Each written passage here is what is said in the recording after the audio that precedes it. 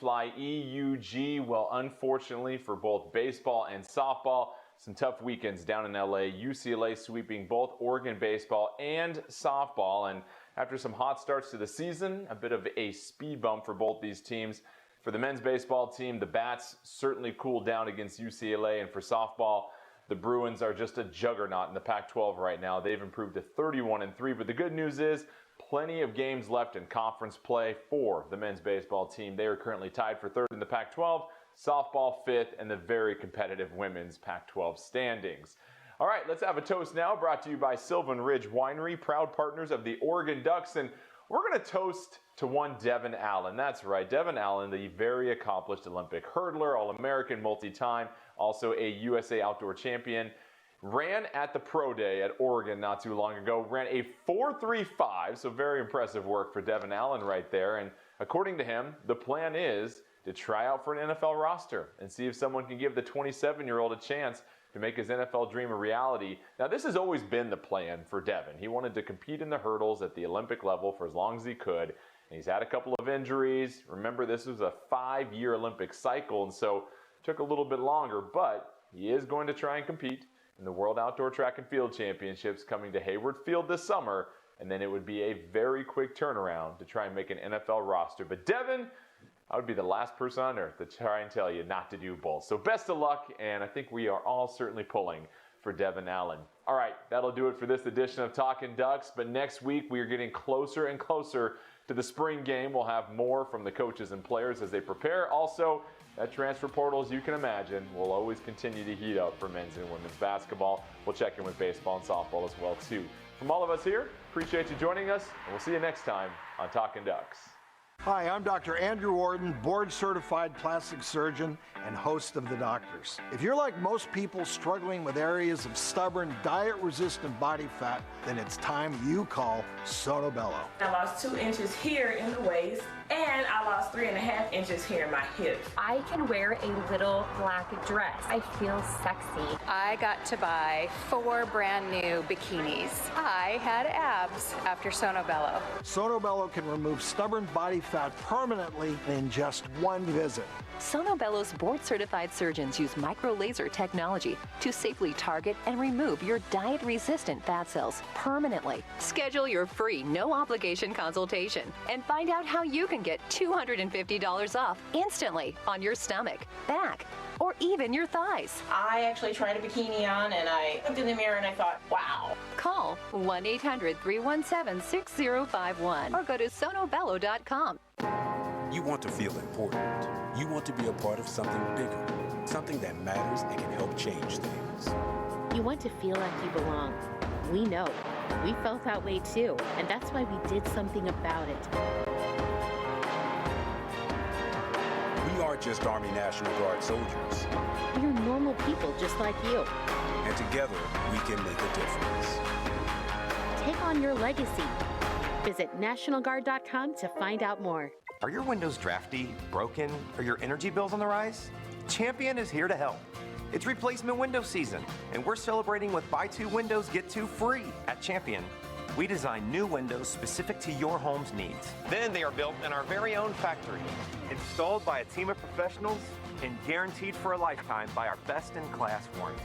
Right now, buy 2 windows, get 2 free. Call or go online to book your free estimate at getchampionwindows.com. It's spring cleaning time at Mattress World Northwest. Sweep up great deals store-wide and get a better night's sleep. Save up to 50% off on Beauty Rest Black, and Sealy Posturepedic hybrid mattresses. Get Beauty Rest and Sealy mattresses starting at just $698. Interest-free financing until April 2024. Now featuring the full selection of purple mattresses with the famous Gel Flex Grid. 50% off floor models, 0% financing, and the purple mattress. It's not too late to sleep like a baby at Mattress World Northwest. Join me for Queen 6 News at 10 right here on Portland CW. Pacific Office Automation's Game On, Game Time. Hi again, everyone. Welcome to this week's Game On, Game Time.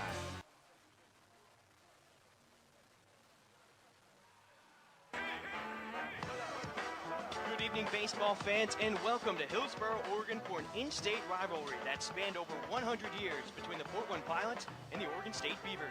Both teams dropped their weekend series and look to today to bounce back before conference play this weekend.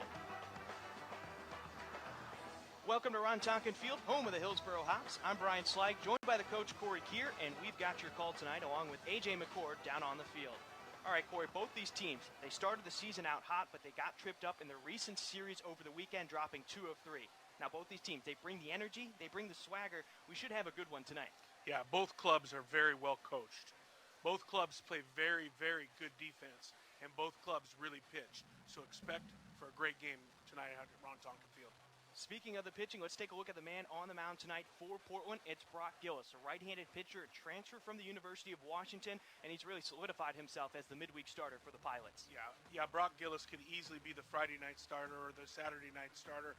Brock is a high arm angle, power fastball, throws a slider in any count, is a big-bodied pitcher that does a great job fielding his position. He'll do a great job tonight against the Beavers. Well, this is a huge game. This game has been sold out for well over a week for this much-anticipated in-state rivalry. And now we bring in A.J. McCord. A.J., you had a chance to speak with both coaches on today's atmosphere here at Ron Tonkin. And baseball fans in Portland know just how great of an atmosphere it is for baseball here at Ron Tonkin, the home of the Hillsboro Hops. But both coaches telling me that they're trying to make sure that their teams just play this one like it's any other. You've talked about the rivalry between these two schools. There's also a lot of postseason aspirations. Oregon State ranked 5th, and Portland, the University of Portland, coming in here with their top 6 ranking in the WCC, picked to finish top 6 in the WCC for the first time since 2003.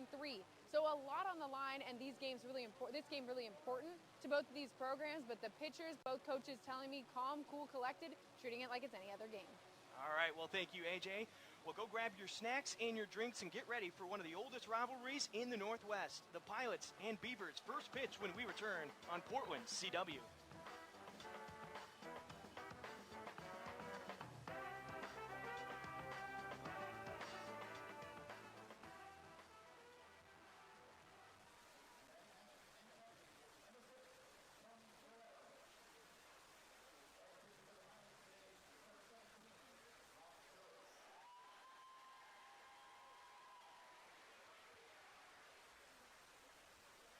Where do we go from here? Find your purpose in a welcoming community. Question assumptions and discover truths. You could join a team researching ways to prevent cancer. Immerse yourself in social justice. Challenge yourself to rise above expectations and apply your knowledge to make a living and a difference. Engage in the pursuit of education with a deeper purpose at the University of Portland.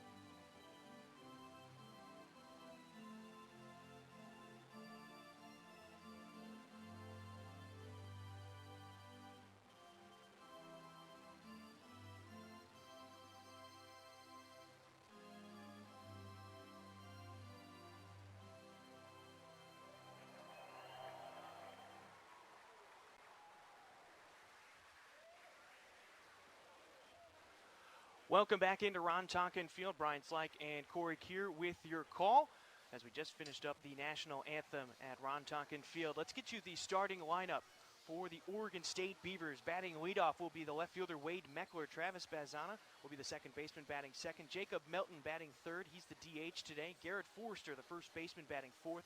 Tanner Smith getting the start behind the plate, batting fifth. Brady Casper out in right field, batting sixth. Micah McDowell in center field. Jake Ducart will be getting the start over at third, batting eighth. And then Kyle Dernetti, the shortstop, will be batting ninth for the Beavers today. Now, one of the hitters you want to focus on for Oregon State today, it's Jacob Melton. He is littered up and down the NCAA stat categories this season, Corey. Yeah, Melton, he just got nominated to be a midseason Golden Spikes Award from USA Baseball. He's an incredible player and a future probably Major League Baseball player. Well, Brock Gillis getting ready for the start. Portland wearing their black uniforms. Portland in purple across the chest with the purple numbers with the white trim on the left lower oblique. And the pinstripe pants for the Pilots. For the Beavers, OSU in orange across the chest in their gray uniforms with the black numbers and the orange trim on the left lower oblique and gray pants. Well, Corey, let's take a look at this overall series. This goes all the way back to 1909, but the Pilots won the most recent game, 8-2 at Joe Etzel on May 18th, 2021. That was one of our final games for the Pilots that season. And Portland really showed up, responding well after Oregon State really gave them a thumping in the first couple of meetings. Yeah, I specifically remember that game. It was a great game, and Pilots pitched very well and had some really key hits to win that game. Well, now coming up to the plate, it's going to be Wade Meckler batting .345 on the season as he makes his 28th start. 39 hits with 11 RBI. Meckler comes in with an 8-game hit streak. 4 hits in the loss to Stanford over the weekend when the Beavers lost 2 of 3.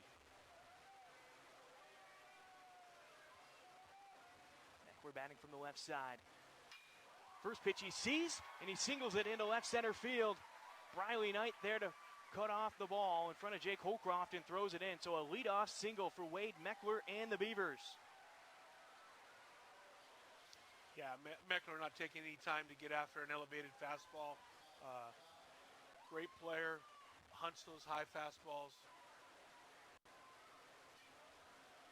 Defensively, for the Pilots out in the field, Briley Knight in left, Jake Holcroft in center, Gabe Squirrel getting the start in right. The infield a bit different than what the Pilots normally play. As Meckler gets his small lead off at first, Gillis will throw over. The infield for Portland, Evan Scavato over at third, Ty Saunders is at short. Ben Pataxel is the second baseman, and then Sam Brown is over at first. Tony Boeto is behind the plate for Portland.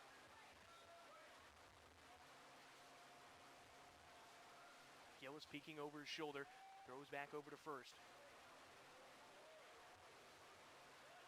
Well, Bazana, before that Stanford series, had a 12-game hit streak going. He's second on the team in hits this season.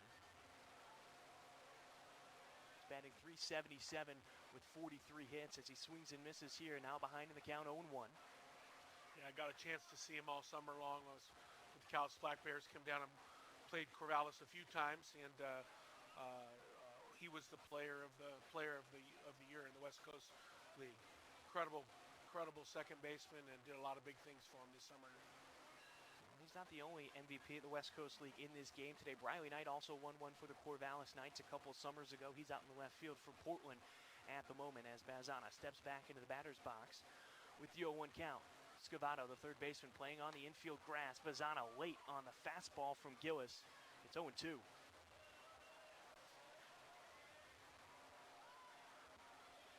Some of the stats for Brock Gillis this season: a 6.48 ERA with a 2-2 record as he makes his 8th appearance, 7th start. 25 innings of work. He's given up 25 hits, 18 earned runs, and he struck out 24 in that time as Boeto getting out from behind home plate. It's now 1-2 on Bazana. Yeah, one of the things the Pilots are going to have to factor in here is the surface is different than up on the bluff, and also the dimensions are a little different. It's a little bigger in the middle of the field. There's a lot more, I feel like there's more space in behind. Pretty similar down the lines, but definitely a different atmosphere than the bluff. No outs, runner on first. Scavato still playing in at third. Bazana, high pitch. Boeto throwing down to first. No tag applied by Brown. And with the high pitch, it's now 2-2 on the freshman from Sydney, Australia. Bazana's quick on his feet as well. Participated in track and field mainly in the 100-meter dash. Infield playing double play depth for Portland. That pitch blown away from Bazana, who's worked himself back into a full count, 3-2. Now this is something that Now Brock Gillis has gotten himself into trouble working deep into these counts. We've seen him multiple times work the 3-2 count back at Joe Etzel. Runners going for second. Banzano strikes out. The throw from Boeto underneath the glove of Ty Saunders. That'll be a stolen base for Meckler.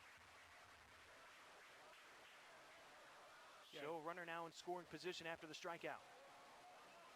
Yeah, second look here at the throw. Great exchange by Boeto. As a matter of fact, I think Saunders might have been a tiny bit late, or maybe it snuck under his glove, but it actually looked like it could have been a strike him out, throw him out situation. Well, Jacob Melton up at the plate now. Melton Jr. batting .376 on the season. First pitch, he fouls off to our left, well down the line. Straightens that out. That's home run power right there.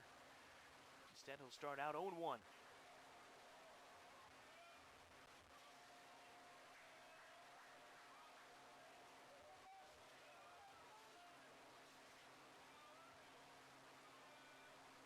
Melton started the season on a 17-game hit streak as he takes a strike on the off-speed pitch far side of the plate. Now behind 0-2. Not only was it a 17-game hit streak, it was an 18-game on-base streak when he started the season off.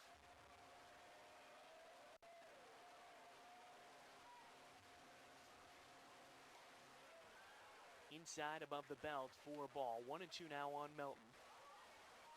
Yeah, going back to that throw to second base, again, two different types of surfaces. The surface here at Hillsborough is super hard, and it felt like the ball didn't really bounce much. It kind of skipped. And, Saunders is sure-handed as anybody, so. Fake throw off the mound. We'll reset with the 1-2 on Melton. Defensively for Portland, Scavato now behind the bag at third, but the second baseman, Ben Pataxel, in shallow right field. Stan Brown, the first baseman, playing well behind the bag. The 1-2. Fly ball down the left field line. That'll go foul, and we're back at the 1-2. Oregon State leads this series all-time 172-63. They've dominated at Oregon State. They've gotten the best of the Pilots at Joe Etzel Field. Gillis looks back at Meckler on second. He'll come home with it. The 1-2 off speed, low and away for a ball. 2-2 now on Melton. But honestly, Corey, the neutral site field is where Portland has had the best success against the Beavers. They're 9-8 overall at these neutral site fields. Gillis throws on the 2-2. Another one line foul down the left field line. Well, the Oregon State Beavers, they draw pretty well. Either there's a lot of Beaver fans here tonight, or it's hunting season tomorrow, because there are a ton of orange in the stands, and I think it's they play in front of some big crowds, and it's nice for the Pilots to get in front of a big crowd as well. 2-2 with one out here in the top of the first inning. Trying to get a backdoor slider to land. Ends up being a full count now on Jacob Melton. Two really good pitches against Melton. Changeup right there in the slot, backdoor slider in the slot. Just not, home plate umpires just not giving it to him. Melton is hitting .388 with runners in scoring position this season. The 3-2. Here's a fly ball out into left center field. Briley Knight and Jake Holcroft running it down. Looks like Knight calling him off. He'll make the catch in left and come up throwing towards third. It's cut off by Ty Saunders. The runner stays put, 2 away.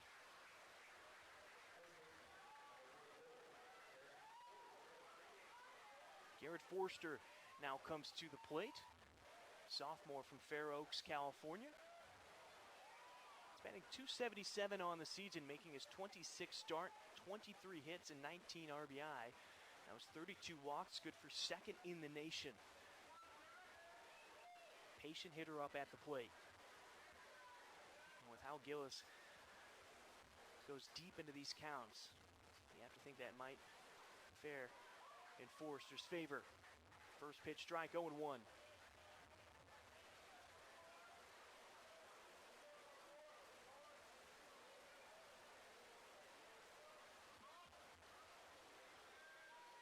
Pataxel near the bag at second, keeping an eye on Meckler. Gillis looks back from the stretch. This one going down the first baseline, and it's just foul. Mere inches, Corey, down the first baseline. It could have been the first run of the game. Instead, it's a strike 0-2 now on Forrester. Yeah, first base umpire Todd Ellis is right down there in position to make that call. Yeah, the umpires today, Tyler Wall behind the plate, Todd Ellis over at first, and Andrew Burke is the third base umpire today. The 0-2 on Forrester. Off speed. High fly ball into right field. Squirrel just running back towards the wall, trying to get an eye for it, and it bounces off the wall on the warning track. One run is in. Forrester will stop at second as Meckler scores on the RBI double.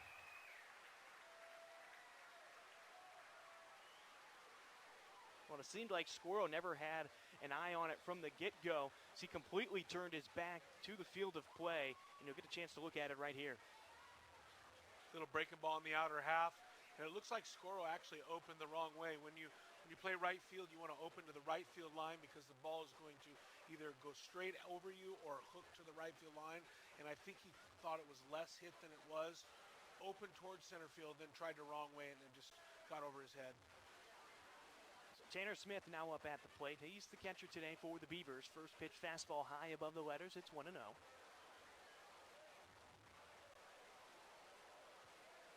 Smith, a freshman from Chandler, Arizona. Batting .340 on the season as he makes his 12th start, 16th appearance. He has 16 hits and 10 RBI on the season as he takes a strike, evens the count at 1-1.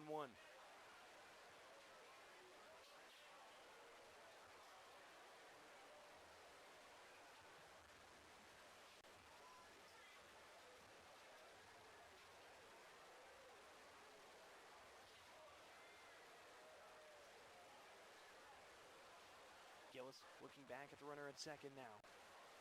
The 1-1 pitch in there for a strike. Now he's ahead in the count, 1-2.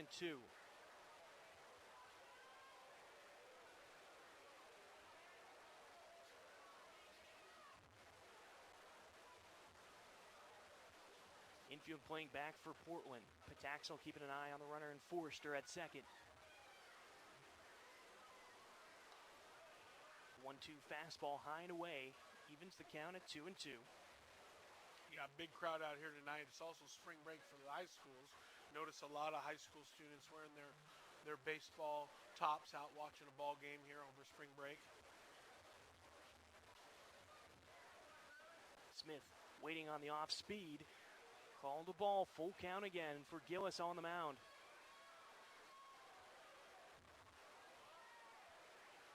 Yeah, Corey, this game has been sold out for over a week and a half. You're expecting nearly 4,000 people in the stadium today.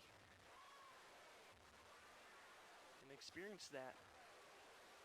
It's pretty new for these Pilot players. It's strike 3 on Tanner Smith. That'll strand the runner over at second. One run does come in to score, though, for the Beavers. They lead 1-0 after the RBI double by Garrett Forrester. Due up for the Pilots, it's Holcroft, Pataxel, and Tamero when we return on Portland CW.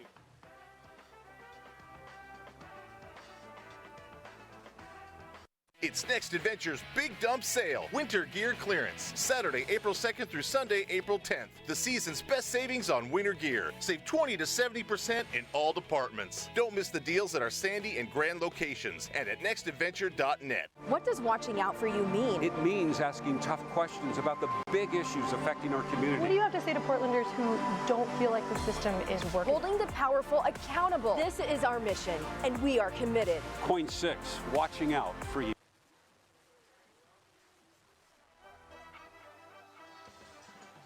Welcome back to Ron Tonkin Field. Bottom of the first inning. Jake Holcroft, Ben Pataxel, and Trace Tamero are due up at the plate. Let's get you the rest of the lineup for the Portland Pilots. After Tamero, who's batting third, it's going to be Sam Brown at first base, batting fourth. Gabe Scoro out in right field. He's batting fifth. Briley Knight batting sixth. Evan Scavato, third baseman, batting seventh. Ty Saunders, the shortstop, batting eighth. And then Tony Boeto, tonight's catcher for Portland, will be batting ninth.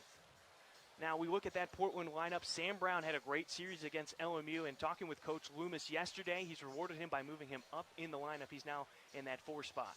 Yeah, I mean, we've talked about him a lot on the Bluff. Sam's as good as any hitter in the West Coast Conference, and when he's hot, he's really hot. And apparently he went down there and just hit balls all over the place, and now he's back up where he normally is. On the mound for Oregon State, it's Jaren Hunter as he makes his 6th appearance, 5th start on the season with a 4.34 ERA, 18 2/3 innings of work so far this season, giving up 24 hits, 9 earned runs, 13 strikeouts, and opponents are batting .304 against him. Now Hunter, he's making his 4th career appearance against the Pilots. Local kid, went to Sam Barlow High School. Started my coaching career out there. I was a freshman coach in 1997 at Barlow High School, so I love that Barlow blue, and obviously root for Jaren when I see him pitch, and also Wilson Weber, who's down in that Beaver dugout as well. Jake Holcroft comes to the plate for Portland. The former freshman All-American, batting .311 this season as he's making his 26th start, has 32 hits, 13 RBI. And he has a .405 on-base percentage. Right side of the infield playing back, the third baseman, Jake Ducart. Even with the bag at third, almost on the infield grass. First pitch, ground ball to the right side. Backhanded by Bazana, the second baseman. And Holcroft is retired for the first out.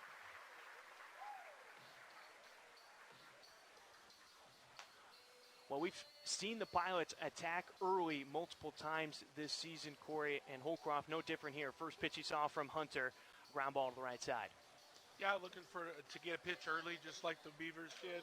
But he hit it to the wrong guy. You don't want to hit it to that guy. You're not going to have a lot of success tonight if number 37 gets the ball a lot. Ben Pataxel squares to bunt, pulls it back, called a strike. He'll start out behind 0-1. The defense for Oregon State in the outfield from left to right. Wade Meckler in left, Micah McDowell, the center fielder, and then Brady Casper is out in right field. The infield, Jake Ducart, Kyle Dernetti, Travis Bazana, and Garrett Forrester from left to right as Pataxel takes a ball. It'll be 1-1, and Tanner Smith is the starter behind the plate.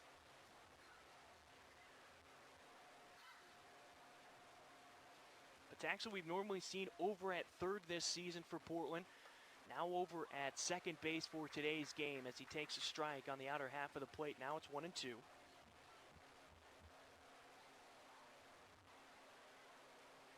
Pataxel, the sophomore from Renton, Washington.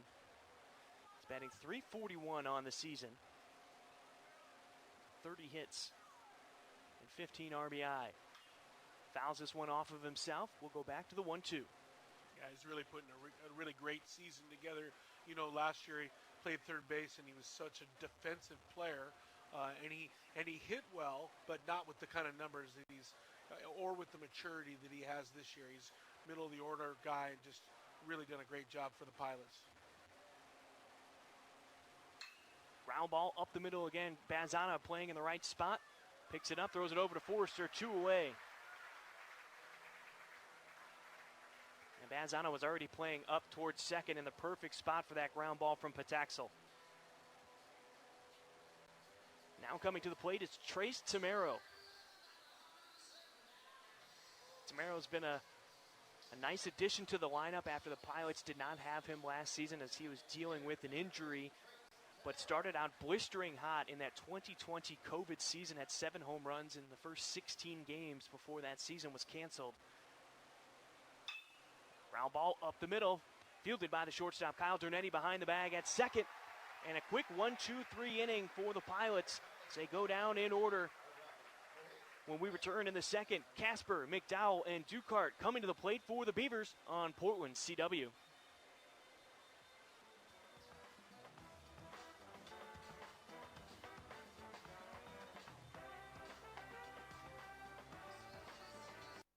Meet Mary.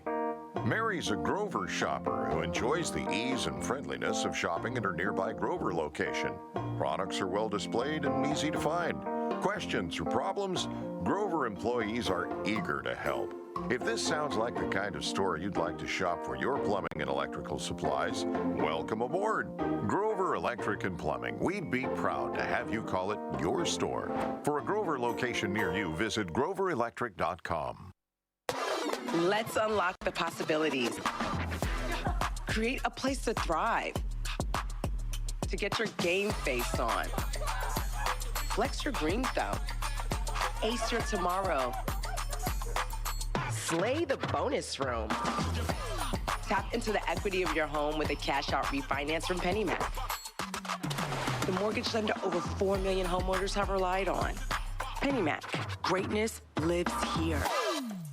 Enjoy the game with fresh Oregon Dungeness crab.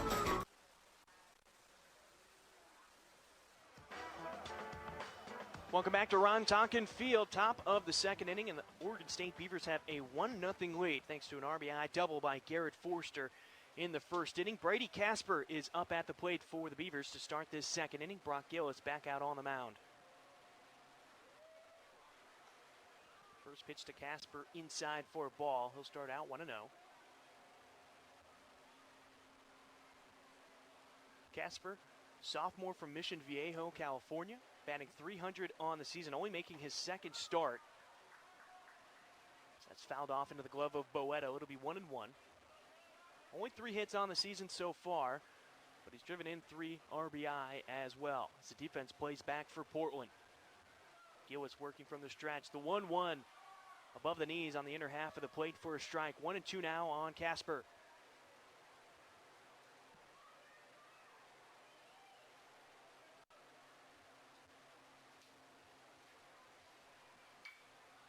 Fouled off to our left and out of play. We'll go back to the 1-2.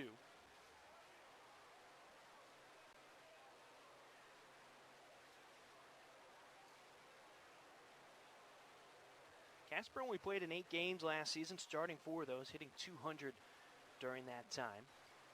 Not a lot of action for him, but he fouls it off into the glove of Boeto. That's the 3rd strikeout for Gillis. That'll bring up Micah McDowell. You get a chance to look at that last pitch from Gillis. Great movement going away from the left-handed bat for the strikeout. Yeah, looked to be a changeup there with a lot of sink on it. McDowell is up at the plate. Sophomore from Nova Scotia. Played in 27 games last season. Hit .169. Sophomore this season's batting .217 as he makes his 5th start on the year as he fouls off that pitch to even the count at 1-1. 5 hits and 3 RBI on the season. Coming out of high school, he's ranked as the number 3 prospect in Alberta, according to Prep Baseball Report, as he fouls off another pitch. We'll go back to a 1-2 count. Looking down there, Brian, where that ball was fouled, there's a ton of grass for people to sit on, and there's quite a few people out there for an early spring game. It's around 54 degrees here today, partly cloudy as McDowell goes down with a strikeout, the 4th one for Gillis. Back-to-back Ks. Jake Ducart is making his 4th start on the season. Junior from Lake Oswego, Oregon, is hitting .200 on the year with 3 hits and 15 at-bats. Gillis goes with the first pitch fastball high and away for a ball. It's 1-0.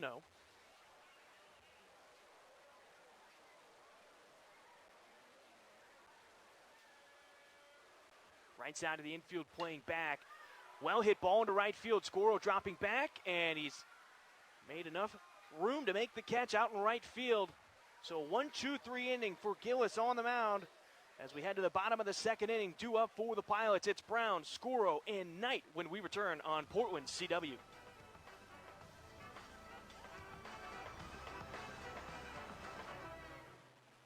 As part of Oregon State Credit Union, I'm not a number on a spreadsheet. I'm a member with access to all sorts of financial services and benefits. Things like free checking that's actually free, and home, auto, or personal loans with competitive rates and fees. Real solutions that are turning my financial dreams into fantastic realities. With Oregon State Credit Union, we're not numbers. We're people who are doing more with our money. Oregon State Credit Union, where members matter most.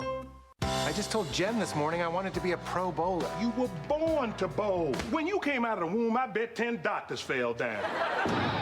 You gotta remember, these lanes are cruel and unforgiving, like yoga pants. A feel-good story about a laid-off factory worker chasing a dream. What if it doesn't work out? What if it does? Gross. A new How We Roll, Thursday on CBS and streaming on Paramount+.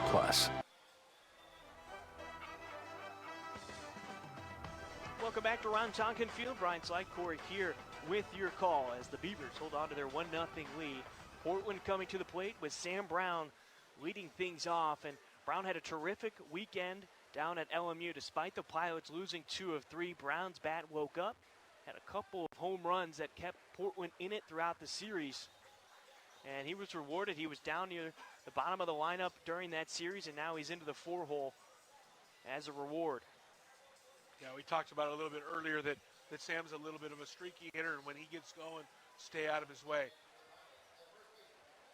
And now there's a slight shift put on by the Beavers. Forster, the first baseman, his heels are about 3 feet from the outfield grass as Hunter's first pitch in there for a strike at the knees, away from Brown, 0-1. Second baseman Bazana is in shallow right field. And the shortstop Kyle Dernetti is almost behind the bag at second. 0-1 to Brown. Made it about 59 feet. Bouncing in front of the plate, 1-1. Yeah, something different for the Pilots as well here is that there's a dirt mound and a dirt plate where there's turf up on the bluff. So just a little added difference. Good eye, Corey.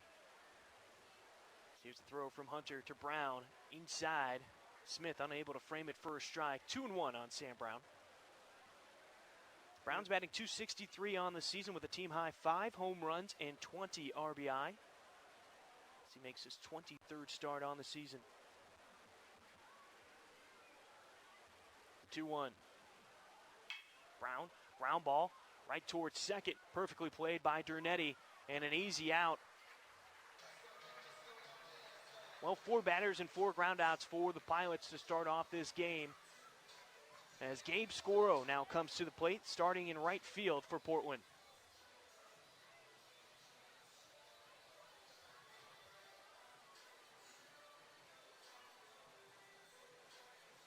Corey, I don't know about you, but I can start to smell that barbecue they have going.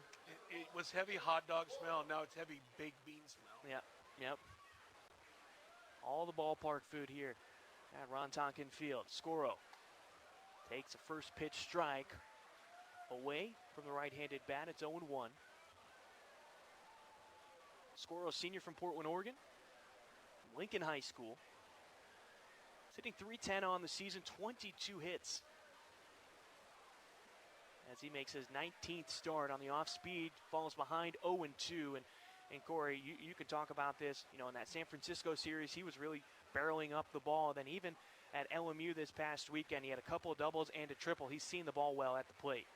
Yeah, he's another pilot that's just having a great offensive season. Ground ball to the right side, Bazana. Ranges to his left.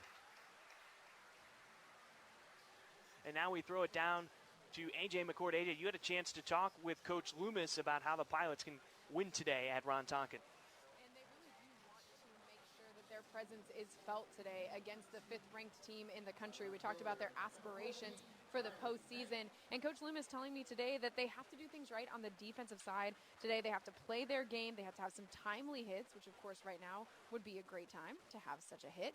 But he said, as cliche as all of those things sound, it's true. They have to play their game and stick to it, and that's how they're hoping to beat the Beavers today.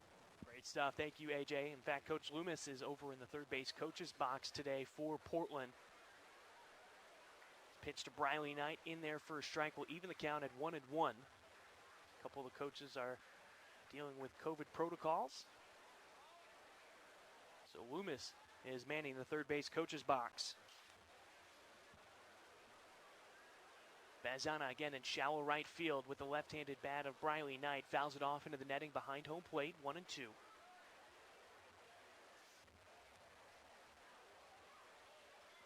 And now with 2 strikes, even more of a shift put on. 3 infielders on the right side of second base, and the third baseman, Jake Ducart, basically playing shortstop now on the left side of the infield. The 1-2. Low, no chase from Knight. That'll even the count at 2-2. Now, this isn't the first time we've seen this. I believe we saw San Francisco do this against Briley Knight and Jake Holcroft when 2 strikes were on them. Yeah, the only thing they did different is they took their third baseman and moved him over to second base and just let the shortstop play shortstop, but different look for sure. Next pitch, low and inside on Knight. Works himself to a full count, 3-2. Yeah, I'll tell you one thing. You would never bunt with 2 strikes, but in this situation, you don't even have to make a great bunt. You just have to bunt it over towards third base, and he would be safe. Hunter gets the strikeout. And so another 1-2-3 inning for the Pilots as we head to the third. Kyle Dernetti leading things off for the Beavers. Meckler and Bazana follow suit when we return on Portland CW.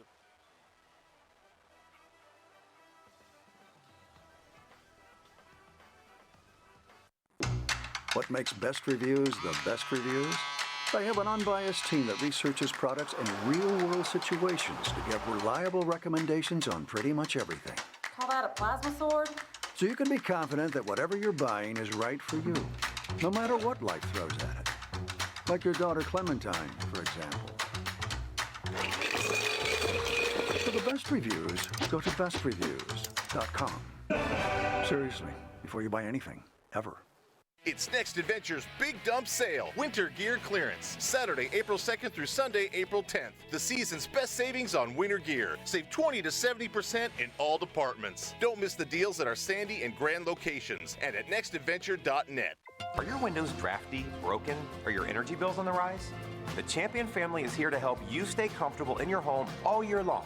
Right now, buy 2 windows, get 2 free. Call or go online to book your free estimate at getchampionwindows.com. Get Portland's most accurate forecast with me on Coin News AM Extra. Get better gas mileage without changing cars tomorrow.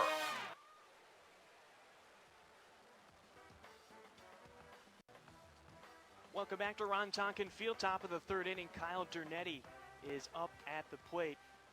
And now we throw it down to A.J. McCord. A.J., you had a chance to talk with Mitch Canham about today's game and everything that's going on with the Beavers.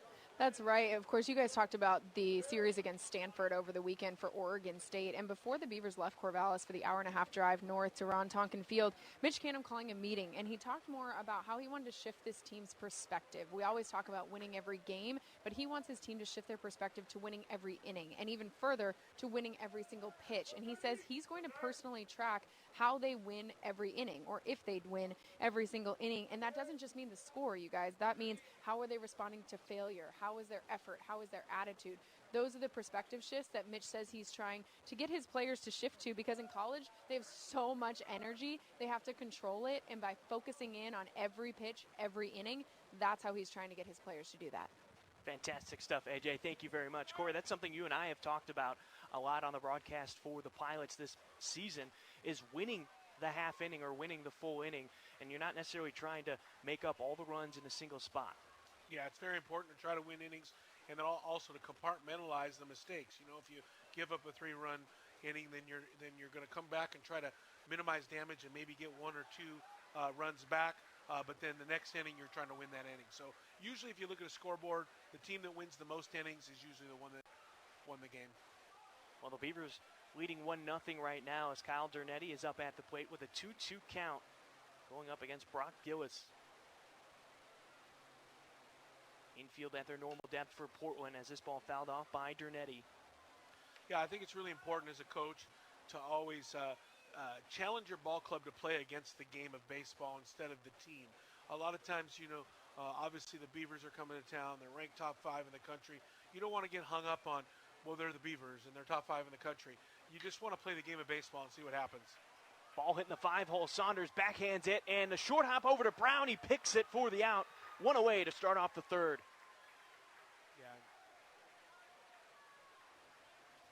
Fantastic play by Saunders. Yeah, let's take a second look at this. Just an incredible backhand play. Saunders using the turf, and Brown is defensive first baseman as well as an offensive player and gets it picked. I don't know if you noticed it. Scavato staying off the ball, too. He seemed like he might be able to make a play on it, but with Saunders behind him, backhanded, and able to get it over to first. Meckler lines this one into left field, and Briley Knight makes the catch, ranging towards the left field line, and there's 2 away.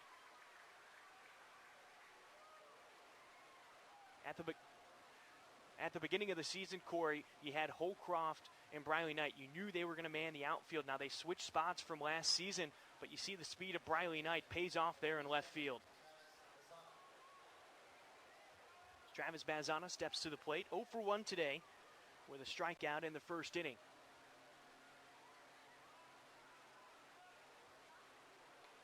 Check swing from Bazzana goes for a strike, 0-1. Yeah, and the Pilots, they love that aggressiveness from the Beavers. You know, they're 3 or 4 pitches in, they got 2 outs, and, you know, it helps the pitching staff. Scavato playing in at third on the infield grass. Bazzana flies this one out in the center field. Jake Holcroft loses his hat and will make the catch in left center field. So 1-2-3 inning again for the Beavers in the third as we head to the bottom of the third inning. 2 up for the Pilots. Evan Scavato, Ty Saunders, and Tony Boetto coming to the plate on Portland CW.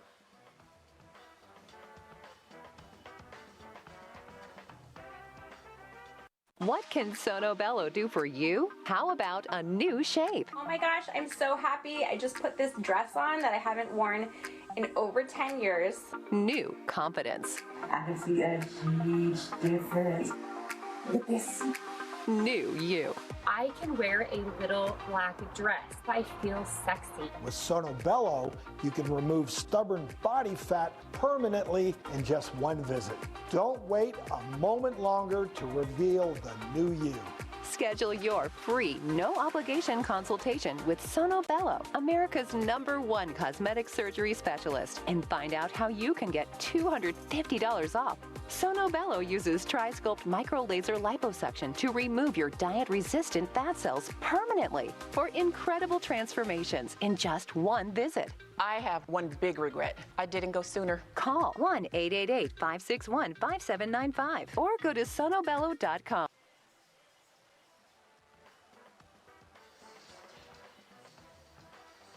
Welcome back. Bottom of the third inning here at Ron Tonkin Field. Jaren Hunter back out on the mound for the Beavers as Evan Scavato will come to the plate for the first time today for the Pilots. Portland has not really had any luck going so far, Corey. They've gone 3 up and 3 down in back-to-back innings as we start with the 7-hole hitter in Evan Scavato. Yeah, Hunter's done a really good job of working down in the zone, getting lots of ground balls to really good infielders, and those ground balls are early in the count, so his pitch count's low. He could stay in the game longer. Scavato, a sophomore from Puyallup, Washington. Batting .273 on the season as he makes his 18th start. First pitch breaking ball near the knees, bottom of the zone, 0-1.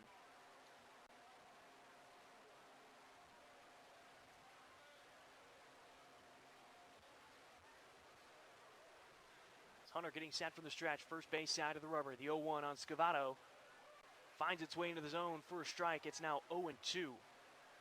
And AJ, right now you're down there with Coach Canham and talking about some defensive strategy for the Beavers here. That's right. So I'm with Coach Canham, head coach of Oregon State Beavers. One of the things you and I talked about before the game is how you want to see your team come out with the same energy defensively as they do offensively. How have you seen that so far? It's good. We're just tracking winning the inning, right? And I don't value that anything on what the other team's doing. It's all about how we control our own environment and our actions. They're running out there, getting on defense just like they're running in, getting ready to hit. And so far we've had a lot of ground balls right here coming out of Jaren. So love to see that. And you can tell from his body language, he got up tempo and the guys are feeding off that, getting in and out of the dugout. I'd like to see us in here hitting a little bit longer though. But love what I see so far. And Jaren is somebody that I was talking with some of his teammates before the game, and there's a lot of level-headedness with him. He's going to, you know exactly what you're going to get, a lot of ground balls. How impressed have you been with the way he's handled himself the first 2 innings? Doing a great job, and this has been, just a progression throughout his time at Oregon State. He continues to learn his stuff. Oh, there's a pop-up. Learn his stuff, knows that he can work down the zone with the best of them and create weak contact. Right now we're seeing him, mix in his 2-seam, throwing his changeup, throwing his slider to get ahead as well. So love the mix and the tempo. Appreciate it, Coach. Good luck. Thanks for the insight, AJ. As 2 outs now for the Pilots after Scavato grounds out and Saunders flies out to short in shallow left field. It's the 9-hole hitter for Portland, Tony Boeto, the transfer from Santa Clara. Takes the first pitch inside off speed. It's 1-0. Boeto on the season batting .213 as he makes his 16th start. 13 hits on the year, 13 RBI. Takes a strike at the bottom of the zone. 1-1 now on Boeto. Bazana, the second baseman, playing closer to the bag at second. Forrester off the line at first. Boeto takes strike 2, now behind 1-2 in the count.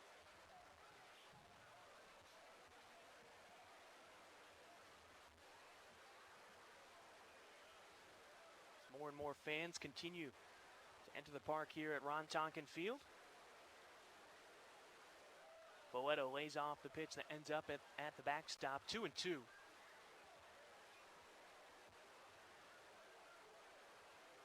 It's getting to that part of the day too, Corey, where the left side of the field is dealing with the sun going down. So that can play a factor later on in this game. We're talking about third base, the shortstop, and out in left field. Boeto picking up the first hit for the Pilots today with a ground ball that finds its way into right field.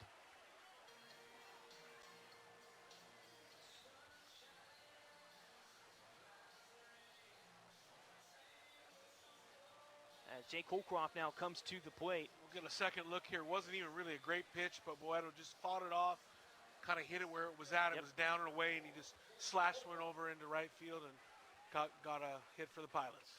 Jake Holcroft now up at the plate. Bazana's feet are in shallow right field. First pitch slider low from Hunter. It's 1-0 to start off Holcroft in this at-bat. Holcroft grounded out the first time up to Bazana over at second. In fact, all but 2 of the outs by the Beavers out in the field have been ground balls, as that one fouled off by Holcroft, 1-1. Yeah, you're talking about the sun, man. I'll tell you what, in about a half an hour, the left fielder needs a welder's mask. It's tough to see out there with that direct sunlight, just not getting in behind those hills out there. Smith unable to frame it in the zone. 2-1 on Holcroft. Well, usually with these midweek games, you might see some arms warming up here in the third inning, but both bullpens are empty right now for both Oregon State and Portland. It's Boeto with the lead off of first. He's about 8 feet off the bag. Now takes his secondary. No break on that one from Hunter. It's 3-1 now on Holcroft.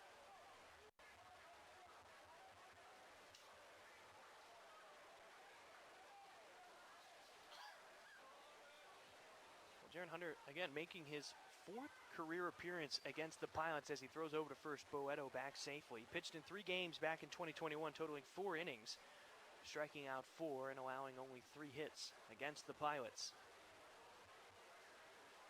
He gets set on the first base side of the rubber. Another throw over to first. Forrester having to hop over Boeto. And we'll go back to the 3-1 on Holcroft. Yeah, we've got to see him develop a little bit, you know. I knew of him because he's a Barlow guy, and then watch him for his first time pitching to the Pilots to now, definitely more polished. Absolutely. Peeking over his shoulder at Boeto. The 3-1. Holcroft lays off, and that's a walk. Pilots keeping the third inning going with 2 runners on, and that'll bring up Ben Pataxel.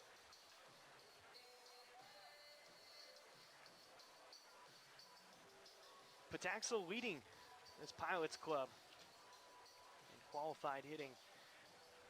She's batting .340 coming into today. .420 slugging percentage and a .422 on base percentage.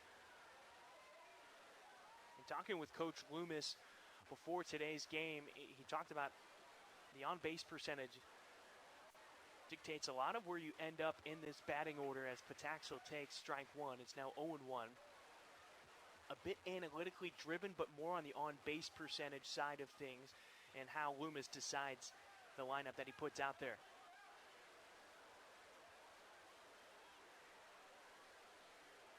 Pataxel patiently waiting with 2 runners on.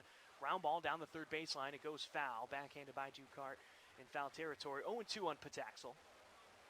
Yeah, every coach has their stat that they like or where they like to put guys in the lineup. You know, as a young coach, when I coached in the high school level, I used to use contact average, and I used to say that I wanted hitters in the lineup that had above a 900 contact average, which it's hard to translate at this level because of how great the pitching is. But on-base percentage is one that a lot of colleges use. Boeto on second. Holcroft is over at first. Pataxel lays off the fastball away above the letters, 1-2.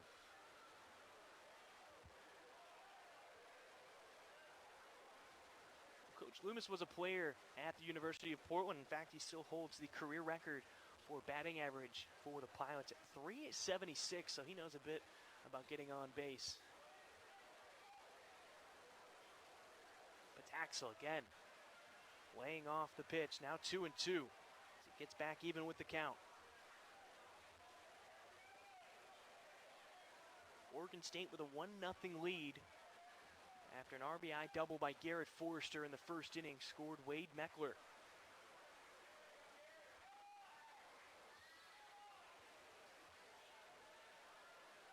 Pataxel with a base hit here could tie the game.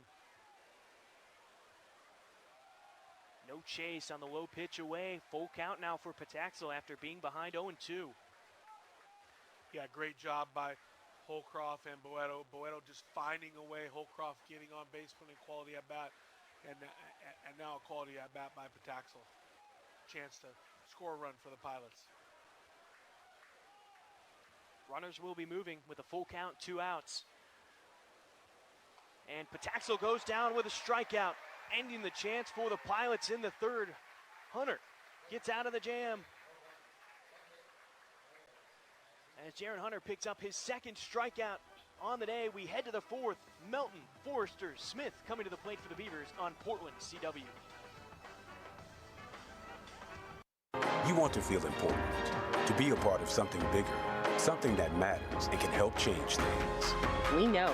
We felt that way too. And that's why we joined the Army National Guard. Take on your legacy. Visit NationalGuard.com to find out more. As part of Oregon State Credit Union, I'm not a number on a spreadsheet. I'm a member with access to all sorts of financial services and benefits. Things like free checking that's actually free, and home, auto, or personal loans with competitive rates and fees. Real solutions that are turning my financial dreams into fantastic realities. With Oregon State Credit Union, we're not numbers. We're people who are doing more with our money. Oregon State Credit Union, where members matter most. Technically advanced waterproof jackets for people who love the outdoors. We design, test, and make the gear that makes it possible to be outside longer right here in Portland. Shop rain gear and more now at showerspass.com. Enjoy the game with fresh Oregon Dungeness crab.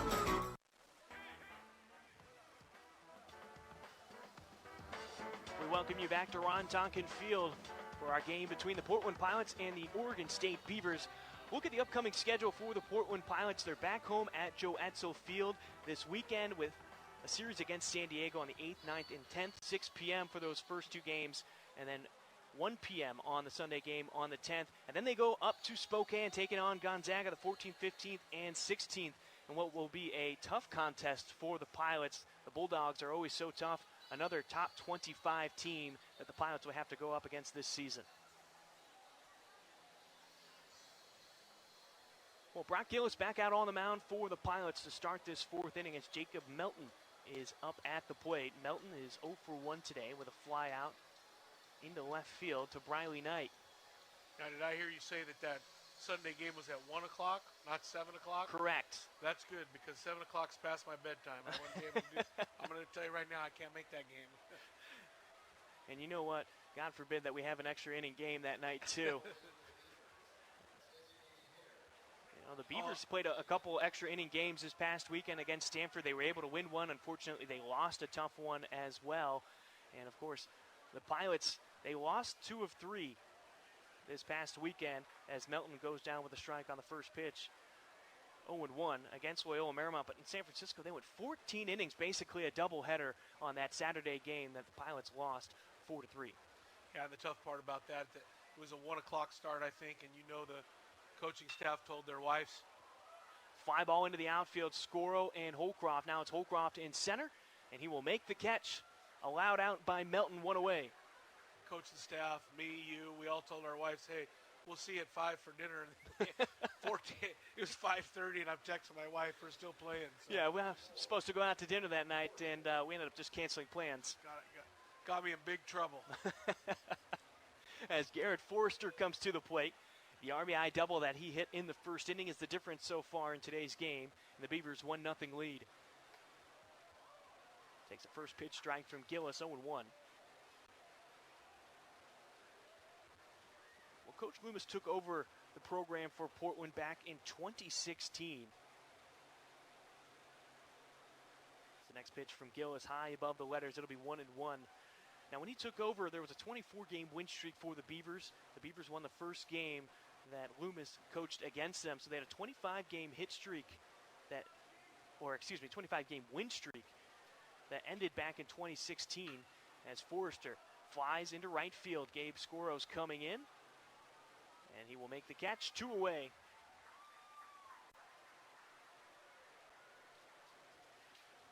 Now, Corey, the first time these two teams met, though, was back in 1909. The University of Portland was called Columbia University at the time. They were named after the nearby Columbia River. Then Oregon State was called Oregon Agricultural College, which was its 8th name change since its inception back in 1856. Fly ball hit by Tanner Smith into left field, and this one's going to drop. A one-hopper off the warning track, off the top of the wall. Briley Knight fields it, comes up throwing. It's cut off by Ty Saunders, and a 2-out double by Tanner Smith keeps the inning going for the Beavers.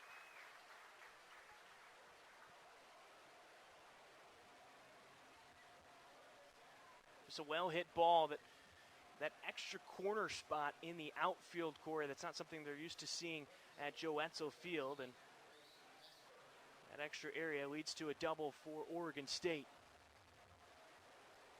As Brady Casper comes to the plate with a man on second and 2 outs. Casper struck out in his first time up in the second inning. Ground ball to the right side. Pataxil fields it with ease. And over to Brown. So the runner stranded on base. As we head to the bottom of the fourth, coming to the plate for the Pilots, it's Tamero, Brown, and Scoro on Portland CW.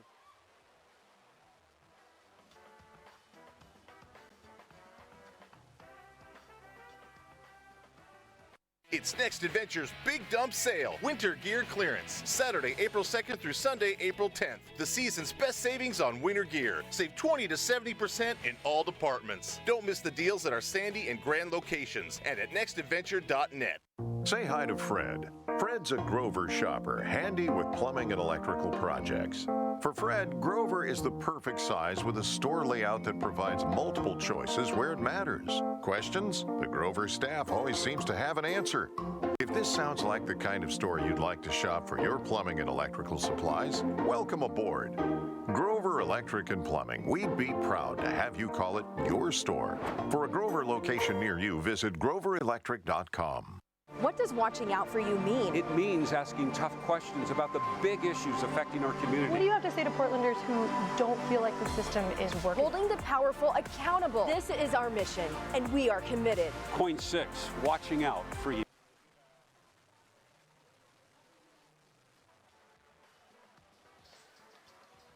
Welcome back to Ron Tonkin Field, and we send it down to A.J. McCord, who's with the men's basketball coach at the University of Portland, Shantae Leggins. So I'm here with Shantae Leggins. Coach, taking in some baseball. Are you a big baseball fan? I'm a big Dodger fan, playoff baseball fan, but I love my Pilots. It's been fun to watch them play this year. Now, it's been pretty fun for your Pilots fans to watch your team play as well. I know the WCC tournament did not end the way you wanted to, would have liked it to go a lot longer, but what's your reflection on the year? I thought we played pretty good. The support, was huge for us at UP. It was building all year long, and for us to get to the WCC tournament and win a game was a big deal for us. It hasn't happened for a while, and to get some momentum going into next year was huge for us. What is the momentum that you want to build upon heading into this offseason and the next one? I want our guys to be optimistic about coming in and winning the league next year. You know, you got really good teams at the top like Gonzaga. You got San Francisco, BYU, and St. Mary's, but you want to beat those teams. So, you know, we have a team coming back, our core is coming back, that is really going to put us in a good spot to win some games. So I'm excited about that. You talk about the competition within your own conference. We saw how far they went in the NCAA tournament, St. Mary's and Gonzaga, respectively. How much do you think it matters for those two teams to have gone that far in the tournament and give the WCC as a whole some respect? You know, our league deserves a lot of respect. I mean, you had San Francisco playing in there without one of their best players.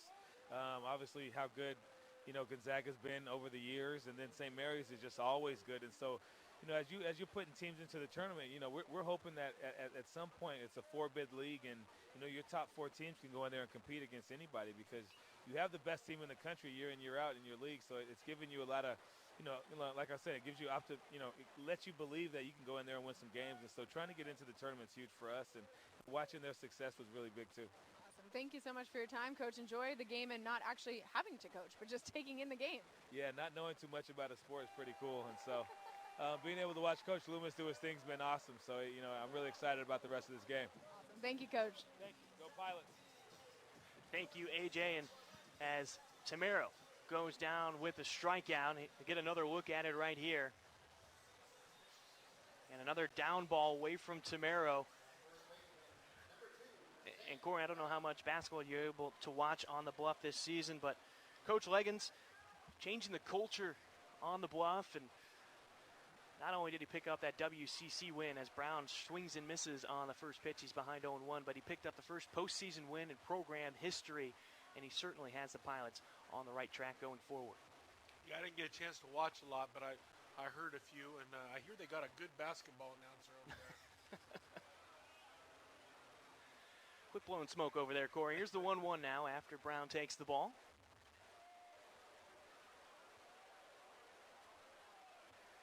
Shift by the infield as the shortstop Dernetti almost behind the bag at second. And Bazana, the second baseman, in shallow right field against Brown. A big hack there, comes up empty, 1-2. Here comes that shift again, and they're doing that. They're moving the third baseman over to second. Now Hunter threw a changeup to get him out last time. And you're right, Ducart, the third baseman, now on the right side at second base. Bazana again in shallow right field. Forrester playing back behind the bag at first. High and inside on Brown for a ball. It's 2-2.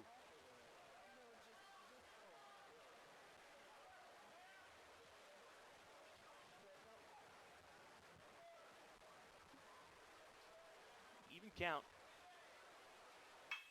Ground ball off the glove of Jaren Hunter on the mound. Ricochets, and Ducart able to get the ricochet over to first to Garrett Forster to get the out. So third baseman keeping his eye on the ball, makes the play, and there's 2 away now for the Pilots.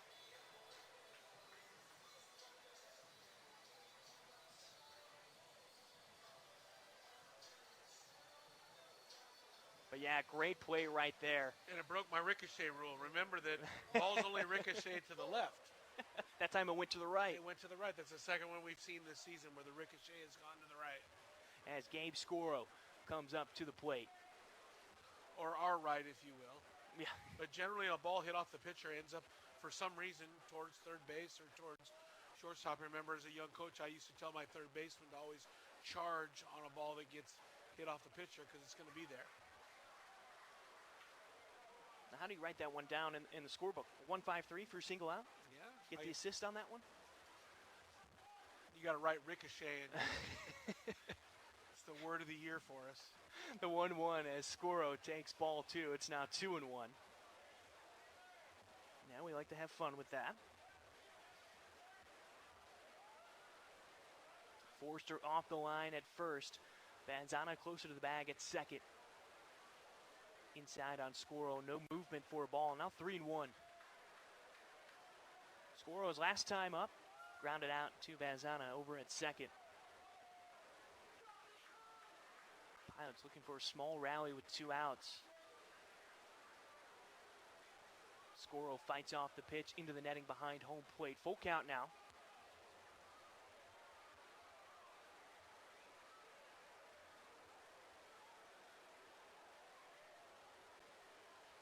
No movement from the outfield for Oregon State. Playing about straight up, looking at the center fielder, Micah McDowell. Directly behind the bag at second. The full count, 3-2. Scoro pops this one down the first baseline. Forrester might not be able to get to it. Now he's called off by Bazana, the second baseman, as he runs right in front of Brady Casper, making the out. A 1-2-3 inning for Portland after Bazana makes the play in the triangle. We head to the fifth. And due up at the plate, it's McDowell, Ducart, and Dernetti on Portland CW. Another look at Bazana.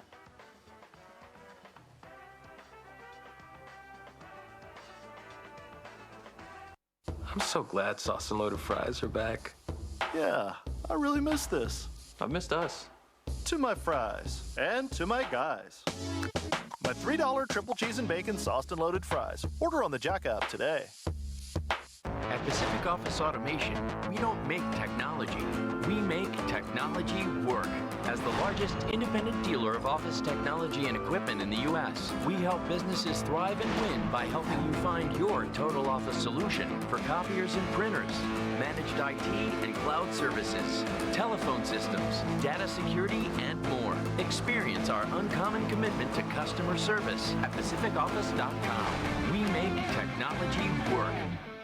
Kick off the party with my triple cheese and bacon sauced and loaded fries. Yep, my famous curly fries, smothered in 3 melty cheeses and bacon, are back. Psst, you're drooling. My $3 triple cheese and bacon sauced and loaded fries. Order on the Jack app today. Get Portland's most accurate forecast with me on Coin News AM Extra. Get better gas mileage without changing cars tomorrow.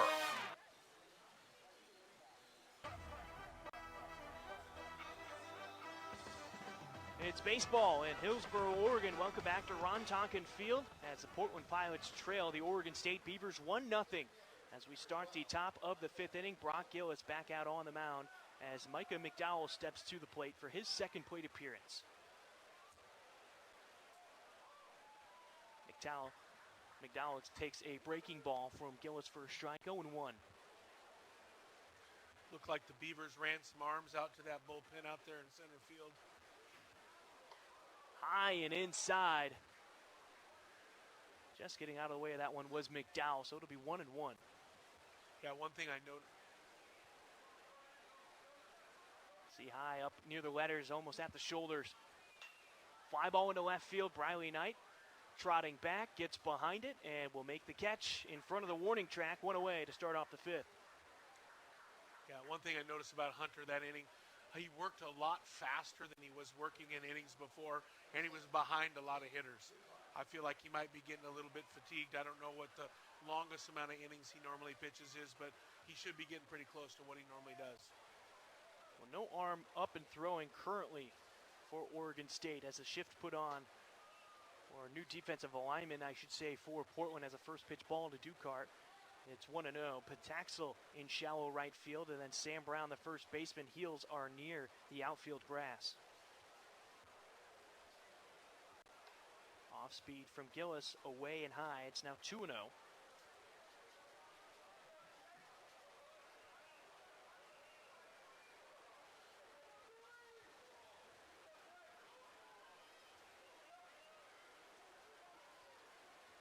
The 2-0.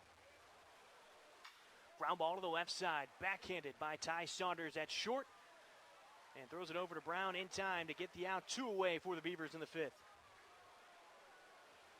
I was digging around today, looking for trivia and things, and in this day in history, something I thought was interesting is the Arizona Diamondbacks, who is the Hops affiliate, got their first win in Major League history today in 1997.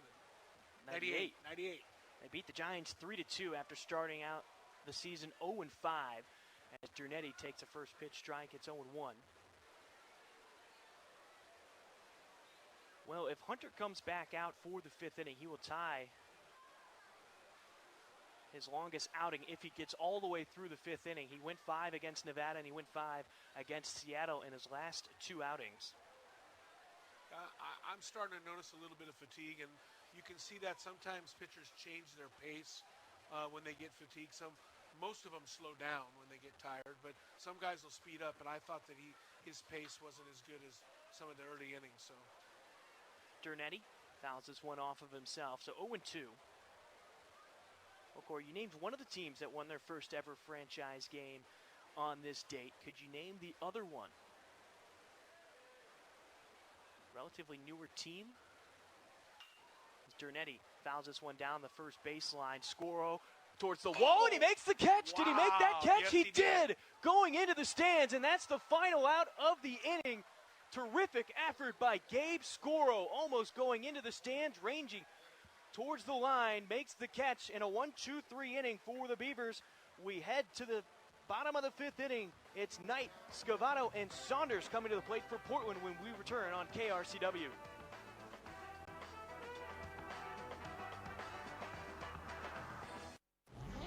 Developed, designed, and tested in rainy Portland, Oregon. Showers Pass apparel keeps you comfortable and protected for all your outdoor pursuits. Don't let bad weather get in your way. Shop now at showerspass.com. It's replacement window season, and Champion Comfort 365 windows are buy two, get two free.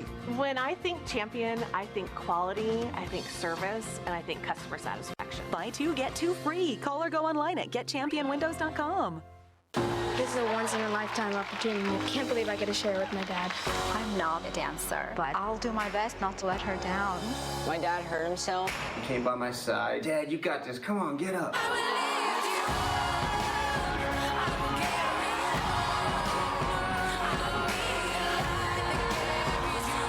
You reached for the stars, and that was absolutely amazing. Come Dance With Me. New series Friday, April 15th on CBS.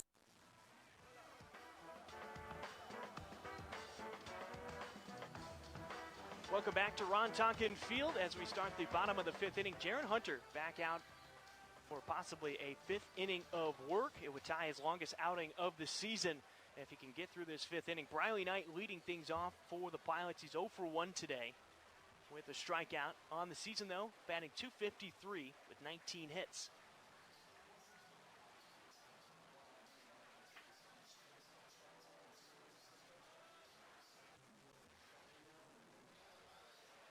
So Briley Knight stepping into the box, and some movement on the right side of the infield as Bazana. His feet are in shallow right field. And the third baseman, Jake Ducart, even with the bag almost on the infield grass.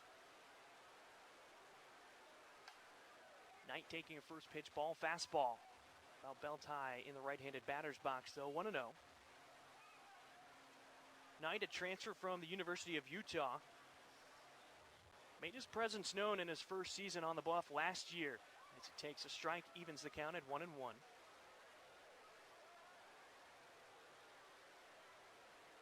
Adds speed out in the outfield, has some pop in his bat as well.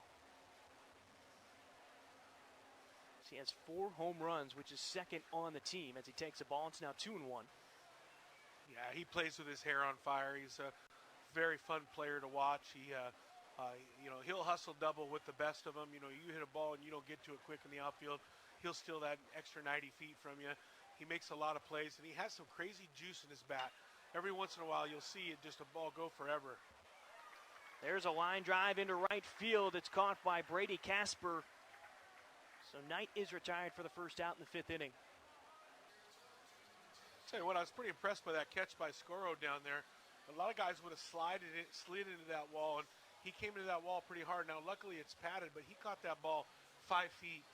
I mean, I don't know if we got the replay. Maybe we'll get a chance to see it down the road or in the highlights, but that was a heck of a play by Scoro.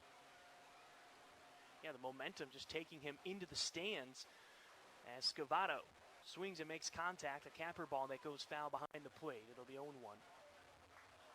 Well, I think that's just a cultural thing for the Portland Pilots. They're gonna sell out, and they're gonna go get any ball they can possibly get. You don't see a lot of dogging. There's no dogging on them at all. So no lollygagging.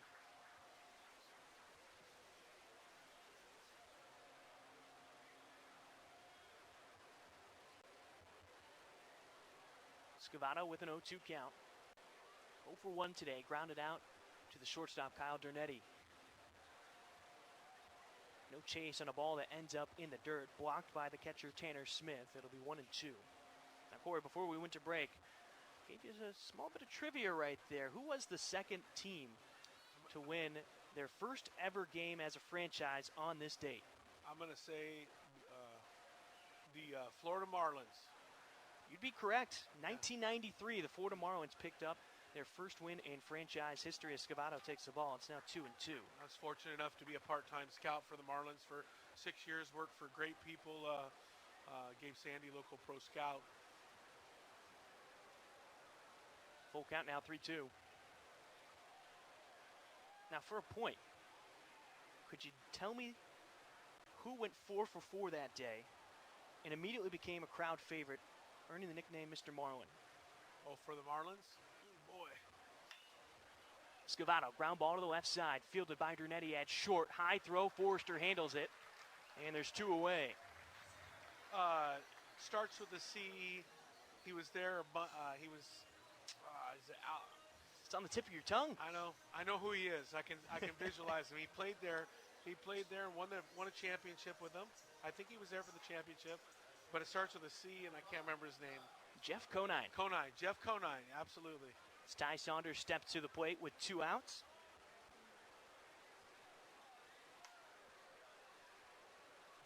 Ball low and away to Ty Saunders, starts him out 1-0. Now, before last season, the Marlins were the only team to ever make the postseason and not lose a series, because before the most recent postseason, the Marlins had only been there in '97 and '03, and both times they ended up winning the World Series. Saunders takes ball 2. It's now 2-0. And both times dumped everybody after they won it. Yep. 2-0 to Saunders. The off-speed fools him. Comes up empty on that swing, 2-1.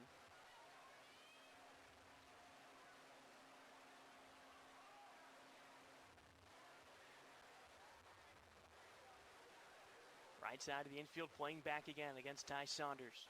The 2-1. Ground ball to the left side. Dernetti fields it near the bag at second.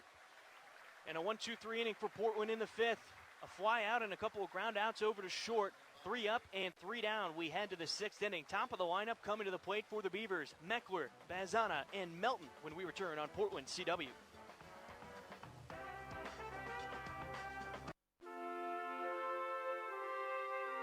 Join us for the Majesty of the Catholic Mass, here, Sunday mornings at 7:30. For more information, visit mysundaymass.org. It's replacement window season. Thousands of homeowners choose Champion every year. Replacing the windows, it made our home more comfortable and more functional. The fact that Champion designs, builds, installs, and guarantees all of its products here in the United States definitely sets them apart. Champion makes buying new windows easy. No middleman markups and no bigger savings on better windows. Now is the time to get new windows for your home. Buy 2 windows, get 2 free. Call or go online to book your free estimate at getchampionwindows.com. What does watching out for you mean? It means asking tough questions about the big issues affecting our community. What do you have to say to Portlanders who don't feel like the system is working? Holding the powerful accountable. This is our mission, and we are committed. Coin 6, watching out for you. Enjoy the game with fresh Oregon Dungeness crab.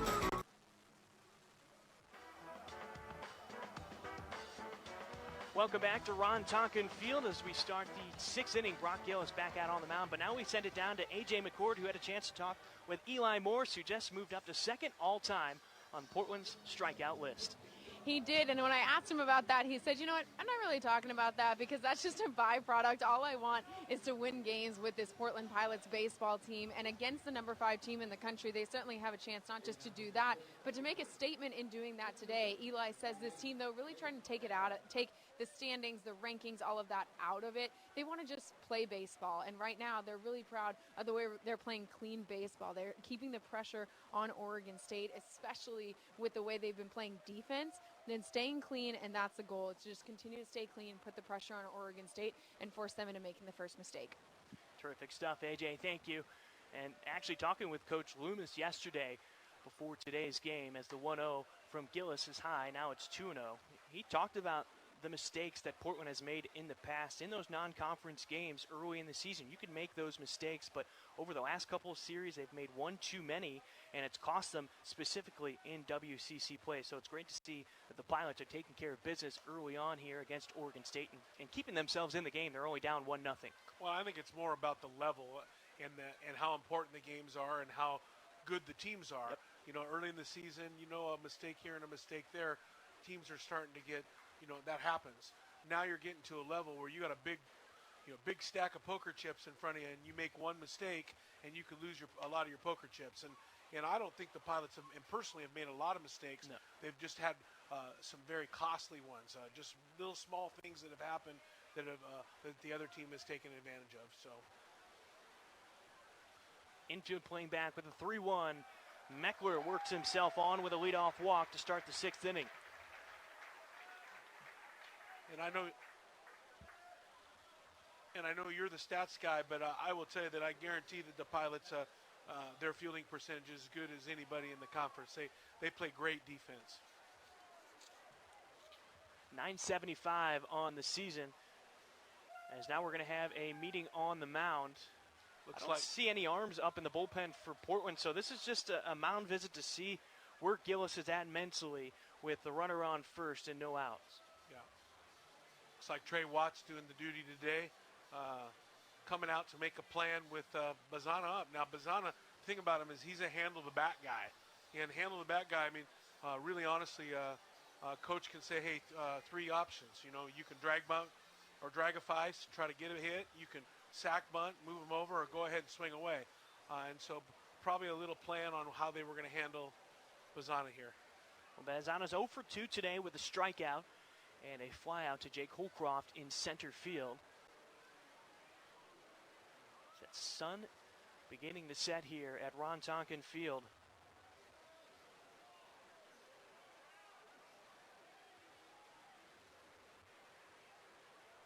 Scavato playing on the infield grass as Bazana swings and fouls it off. It's now 0-1.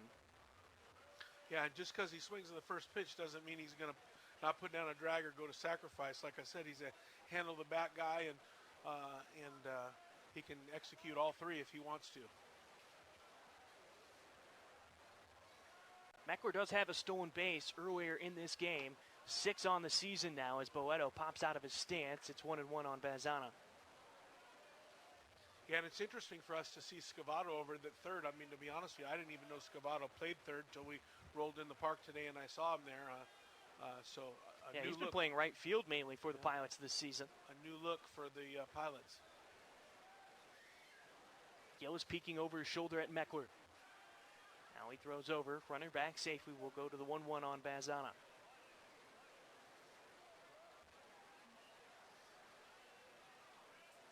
Corey, we've had a great matchup on the mound today between Hunter and Gillis. These guys were teammates with the Ridgefield Raptors this past summer, so they know each other well. And just the West Coast League in general in this area has really boosted baseball and its popularity. It seems like you get a lot of great kids, especially from Oregon State and the programs like the other ones around the Pac-12 and in the WCC. They just litter the West Coast League, and it really allows them to perfect their game throughout the summer.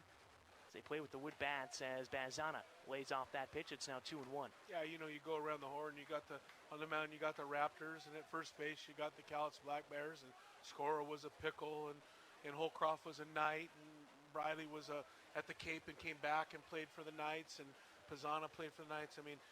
It's pretty fun baseball in the summer. Bazana pulls it foul down the first baseline. No fans were able to get a glove on it. It'll be 2-2. Yeah, and really the franchise owners of all those clubs are just so lucky to have such great baseball in the Northwest and great feeder programs, if you will. The Corvallis Knights and our Corvallis, the Beavers, the Pilots, just sending guys over to play in these leagues, and so they're very fortunate. So we were talking about Scavato mainly being in right field for the Pilots this season. Just made aware that Scavato played third base back in high school. It's this ball in the dirt. Boeto pops up throwing. The throw beats the runner, but the throw was high. Meckler in there safely. his second stolen base of the day. And it looked like he just read that down ball angle that we've talked about Corey in the past. Yeah. And another great exchange by Boeto. Just a high throw. Yep. So runner in scoring position with no outs. Bazana with a full count, 3-2.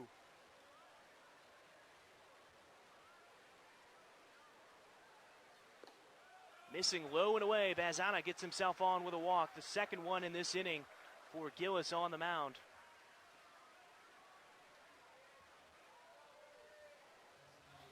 And now Jacob Melton comes to the plate.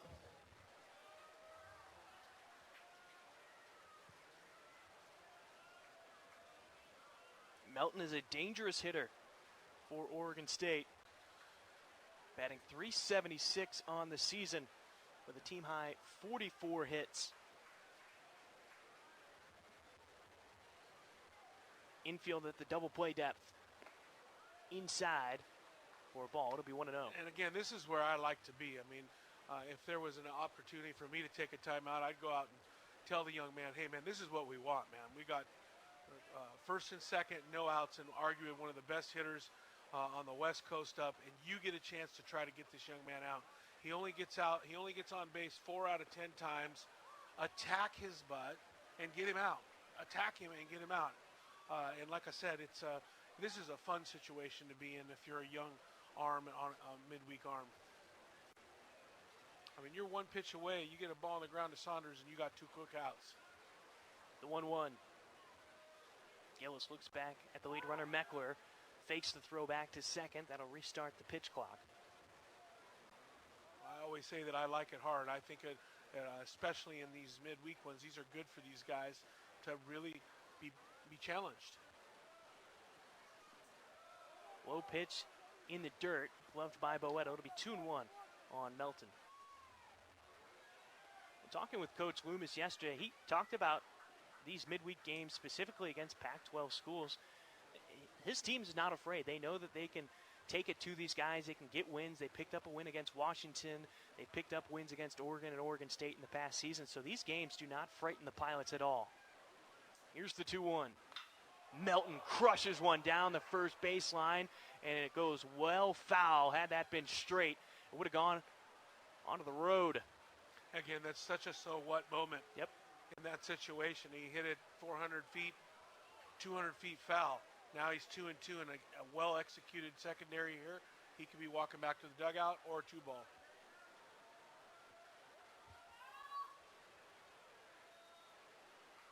Two runners on, the 2-2. Gloved by Forrester in the on-deck circle after Melton fouls it off. It'll be 2-2.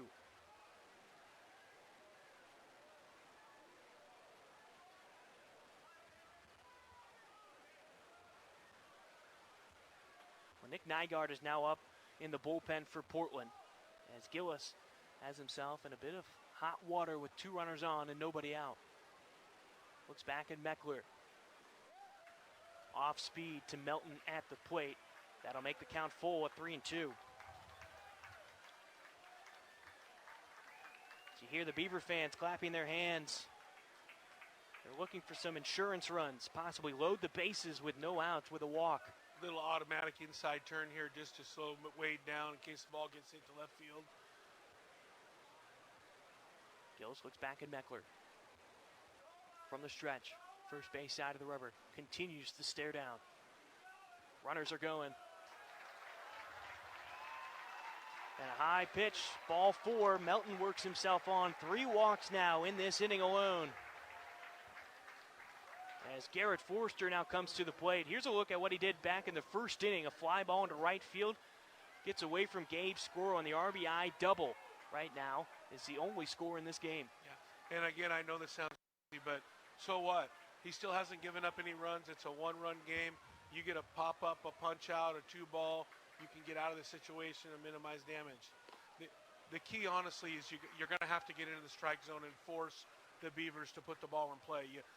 One of the issues is when you chip around the strike zone, you get into consecutive negatives where we walked a guy. You got to force those hitters to put the ball in play if you want to get out of jams. You really do sometimes. Well, the quarter infielders are playing in for Portland right now, Brown and Scavato. And you're right, you're going to have to attack the strike zone, specifically against Forrester, because this man is second in the nation in walks this season, as Forrester has 32 walks on the season. So he's a patient hitter up at the plate, knows his own strike zone, and with the bases loaded, you can bet he'll be that much more patient. Yeah. Not cause any mistakes, possibly hit into a 2-ball situation. And that's what you're hoping for. You know, get a 2-ball here, and give up 1, you're still in this ball game. Forster's 1 for 2 with that RBI double in the first inning. Fly ball down the right field line. Scoro chasing it, ranging towards the line. He's in foul territory, and it ends up amongst the fans, almost near where Scoro made that play to end the 5th inning. So 1-1 now on Forrester.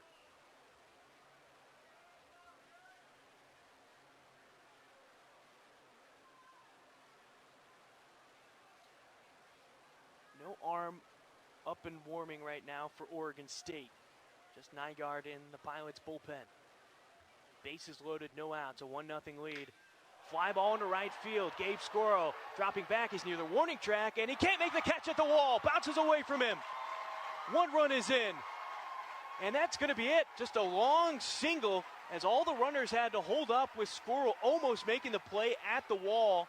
Bazana was being sent home from third, but ends up trotting in, so only 1 run on the single. It's now 2-0 for Oregon State. Yeah, that ball was hit super hard. That's why the backside runner couldn't score. We'll get a second look. You can see one of the issues is Scoro opened the opposite way again, and he got that little tail, and he wrong-wayed it and went off his glove. Now, that ball was a missile.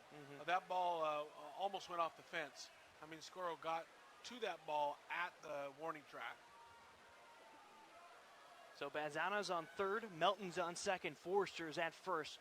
The corner infielders playing in again for Portland. And a balk. All the runners moving up 90 feet on the balk.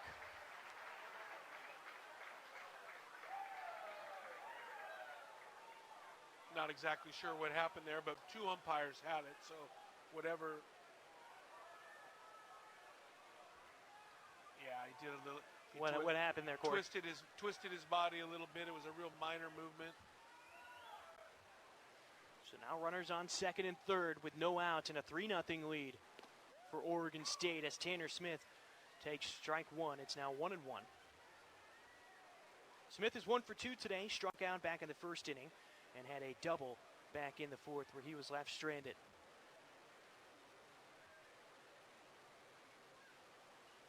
Check swing goes off the bat. Smith frustrated with himself. Now behind 1-2 in the count.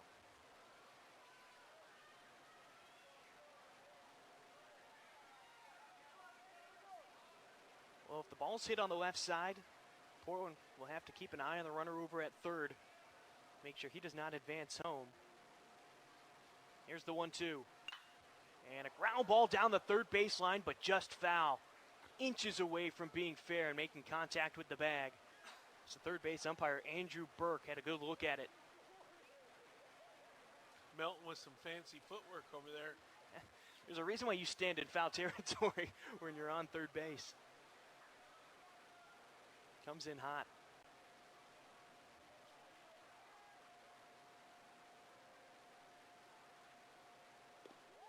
And a strikeout for Gillis on Tanner Smith.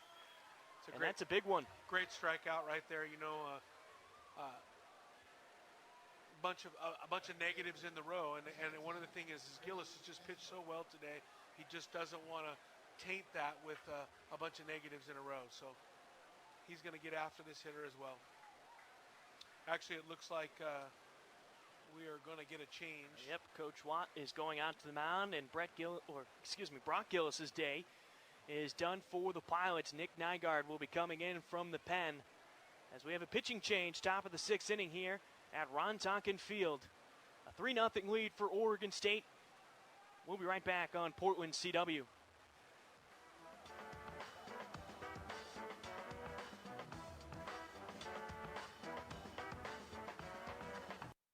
Hey, it's Ashley Howard, your host of Everyday Northwest. Tomorrow, Shamar Moore is here, and we are talking about the 100th episode of SWAT.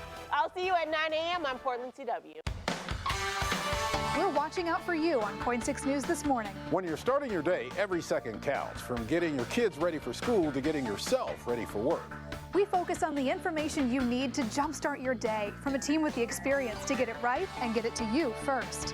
With breaking news that affects your world, traffic problems and how to get around them, and Portland's most accurate forecast. Be ready for what's next. Join us for Coin 6 News this morning, weekdays from 4:30 to 7. Hey, it's Ashley Howard, your host of Everyday Northwest. Tomorrow, Shamar Moore is here, and we are talking about the 100th episode of SWAT. I'll see you at 9 a.m. on Portland CW. Join me for the best in local news right here on Coin News AM Extra. Get better gas mileage without changing cars tomorrow.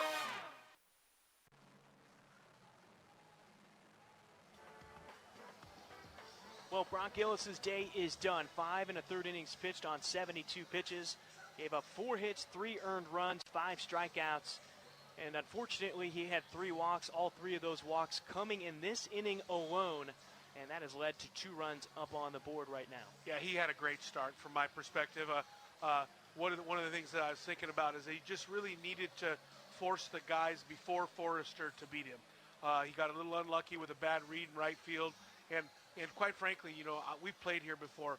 It's hard to see the balls off of this facade when the sun is starting to go down. So maybe Scoro didn't get a good read on it, but Gillis had a great day today. Now on the mound, it's Nick Nygaard, a 3.67 ERA as he makes his 14th appearance on the season. 27 innings of work, 11 earned runs, 23 strikeouts, and 24 hits. He's holding opponents to a .250 batting average. As Brady Casper comes to the plate with 1 out and runners on second and third. Melton is on third, Forrester is on second. Brown, the first baseman, even with the bag at first. First pitch from Nygaard, misses low and away. It'll be 1-0. Nygaard, a redshirt sophomore from Vancouver, Washington. Guy you're familiar with, Corey, one of your Columbia River guys. And he seems to be one of the go-to arms for the Pilots this season coming out of the pen as a breaking ball misses the zone. It's now 2-0 on Casper.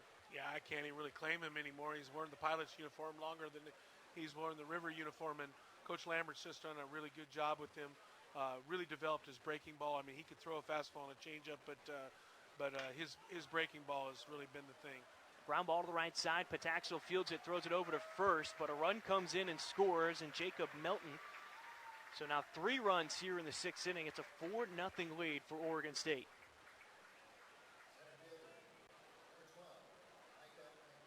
Micah McDowell coming to the plate. McDowell's 0 for 2 today, a strikeout in the 2nd inning, and then he flew out to Briley Knight in the left field back in the 5th.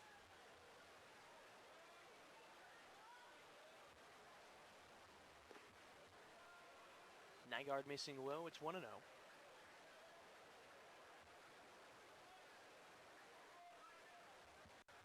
A lot of Raptors on the hill tonight. Yeah. Nick Nygaard was a Richfield Raptor as well. As McDowell squares to bunt, misses the ball. It's now 1-1 after the strike.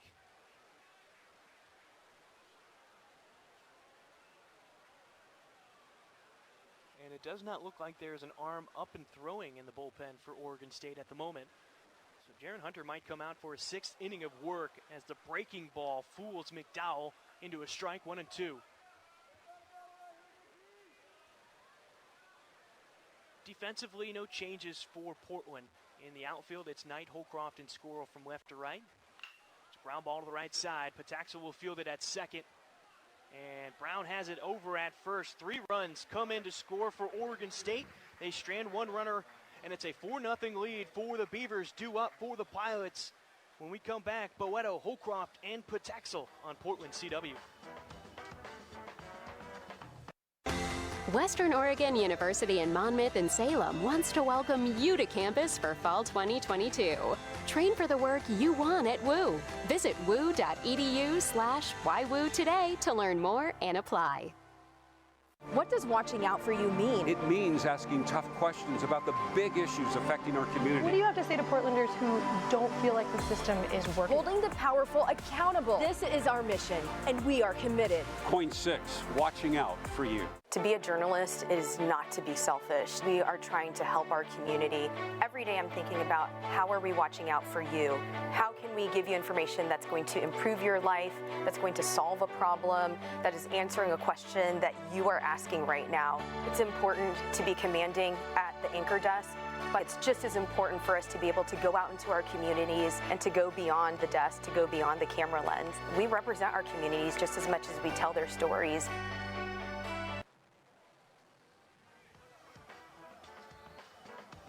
Well, it's a beautiful day at the ballpark today at Ron Tonkin Field here in Hillsboro, Oregon, as we have an in-state matchup between number 5 Oregon State going up against the Portland Pilots. And right now it's a 4-0 lead for the Oregon State Beavers as Jaren Hunter goes back out for his 6th inning of work. This will be his longest outing of the season. But really, it's been a much closer game than what the 4-0 score indicates, Corey. Yeah, a little crooked number last inning because of some consecutive negatives, and that's what happens when you make consecutive negatives in baseball. Crooked innings happen. Tony Boeto leading things off for the Pilots as he comes up for his second plate appearance. He has the only hit off of Hunter. Hunter's got a one-hit shutout going, and he's got a lot of ground balls, and his pitch count's low, so it looks like that's why the skip's going to run him out there for a 6th inning. And you're right, Boeto had a single back in the 3rd. That's the only hit given up by Jaren Hunter as he misses high on the changeup. It's 1-1.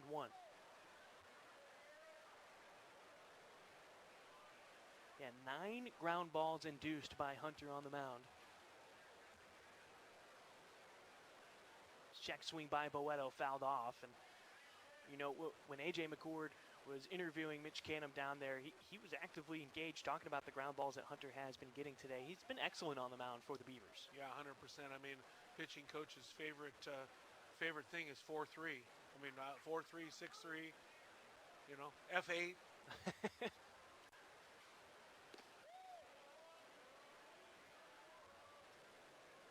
The 2-2 now on Boeto.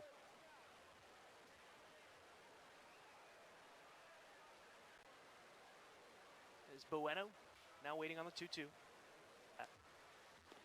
Swung on and missed. He goes down with a strikeout in his second at-bat. We'll go to the top of the lineup to Jake Holcroft, but we'll throw it down to A.J. McCord, who, A.J., you had a chance to talk with Coach Loomis and playing in these types of games.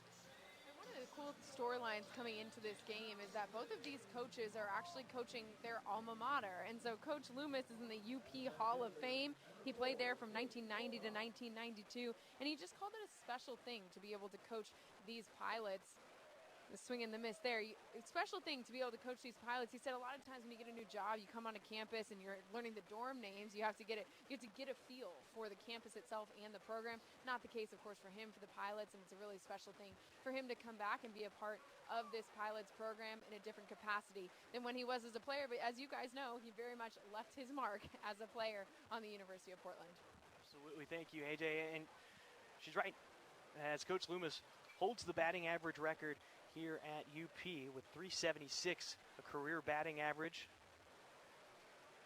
He actually has 128 career wins as the Portland skipper in his short time since 2016, which already ranks 4th all-time on the Bluff. Holcroft takes high fastball. It's now 1-2, and talking with Coach Loomis as well in this rivalry specifically. Now, Portland used to be a part of the Pac-10 in baseball in the Pac-10 North, and Coach Loomis talked about one of his fond memories was beating the Beavers to get a regional bid for the Pac-12 North when they played in Fresno State back in '92 for the Pilots. That was a long time ago. That was the year before I was born. I'm going to date myself. I just dated mine. I was 2 years deep into college in '92. So, as we have a meeting on the mound right now for the Beavers, and right now, Corey, what do you think they're talking about to Jaren Hunter on the mound? They're heat checking him. You know, how you feeling? What's going on? 2-2. Do you want to finish this thing up? How you doing? Just seeing how it's going out there. Now, obviously, pitch coach will probably challenge him to finish the inning, or at least this hitter. It's a great time to go out and tell your arm you did a hell of a job. So the infield going back to their positions as Holcroft ready to step back into the box with a 2-2 count and 1 away.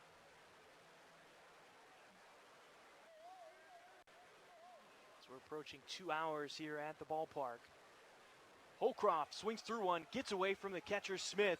Holcroft running down the line. He might have beaten it. He did. Reaches base on the drop, third strike. And that's just the extra effort play right there by Holcroft. Recognizing that it got away from Smith by a half step. It was close, but a great call by Todd Ellis, the first base umpire. It's Ben Pataxel up at the plate. Pataxel's 0 for 2 today, a ground out to second, and he struck out in his last at-bat. Here he sends a fly ball into right field. Brady Casper closing in on the right field line, and will make the catch. Holcroft retreats back to first, 2 away.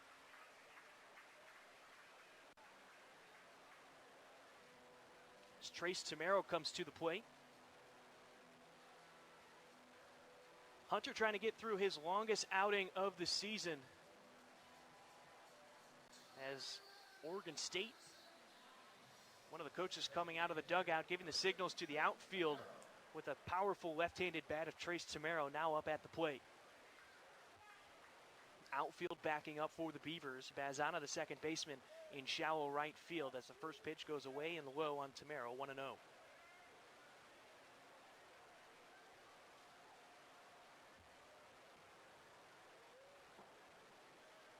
Holcroft with a decent lead over at first. With 2 outs, you're probably not going to see him run, as base runners have been scarce and far in between for the Pilots today. It's 2-0 now on Tamero.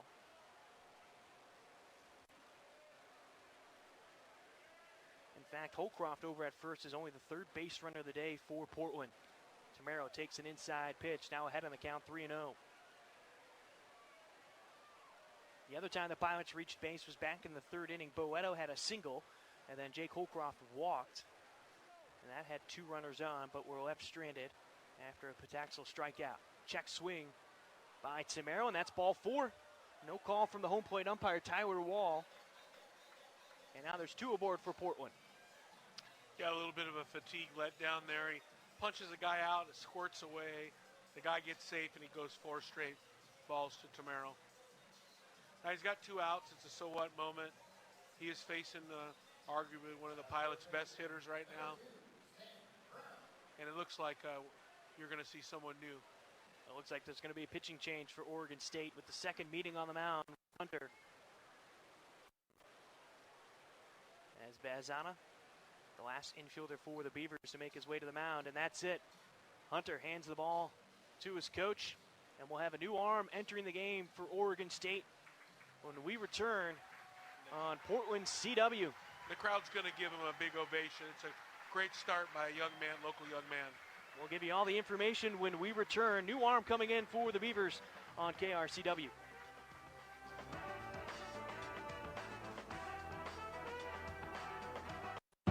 What you're about to experience here over the next 4 years is special. Freshmen, we are Black Excellence. Welcome to Brixton University. Got the power when people get tired. It's over, who got in the trap?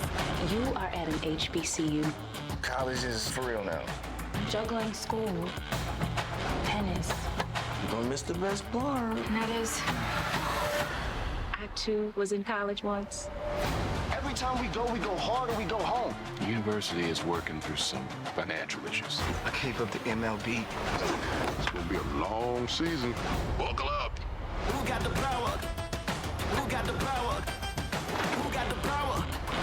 You can point to examples of Black excellence and see what is possible. Never let anything keep you from your dream. We're chasing our legacy. All-American Homecoming, Monday at 9 on Portland CW.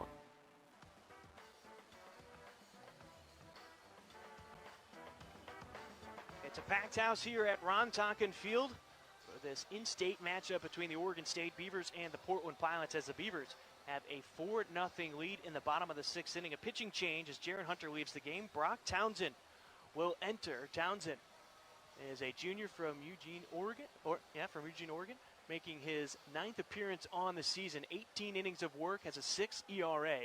He's given up 26 hits, 12 earned runs and 12 strikeouts in that span. Now, opponents are hitting .351 against him on the season. But Jaren Hunter's day is finished. 5 2/3 innings of work on 72 pitches. Only 1 hit surrendered today. 5 strikeouts, 2 walks. Yeah, this will be a game that he remembers probably Absolutely. the rest of his life. Probably his best start for the Beavers so far. And, yeah, did a great job. Talk about one to remember. It's on a minor league ballpark against your hometown team in front of your friends and family. And not a bad team either. No. A team that's a good ball club. That's a great pitch start for him. As Sam Brown steps to the plate for the Pilots. Brown 0 for 2 today. Grounded out to short over to Kyle Dernetti. And then he had a ball go off the glove of Jaren Hunter off the mound. And then Dernetti making the play off the ricochet. First pitch from Townsend, low and away from Brown. It'll be 1-0.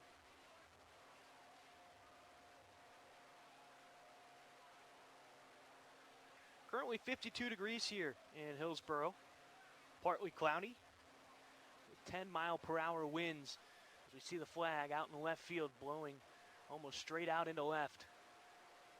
Brown pulls this ball foul, a dribbler that'll go in front of the Beavers dugout. 1-1.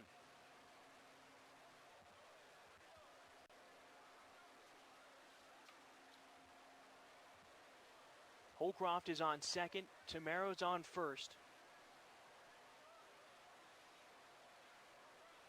Pilots were in a similar situation back in the third, but unable to get a run across the board.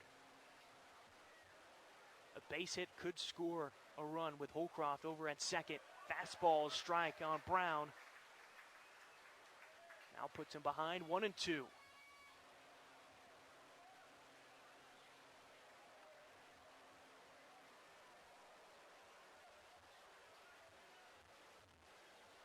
Bazana in shallow right field. The second baseman, Forrester, the first baseman, near the outfield grass as well, playing behind first. The 1-2. Brown got enough of it to send it into the backstop. We'll go back to the 1-2 count.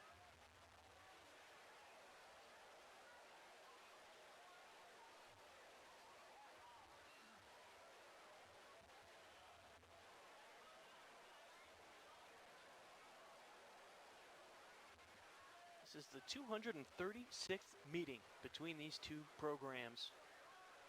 Oregon State leading 4-0. Inside on Brown. Smith just able to glove it to keep it away from going to the backstop. 2-2.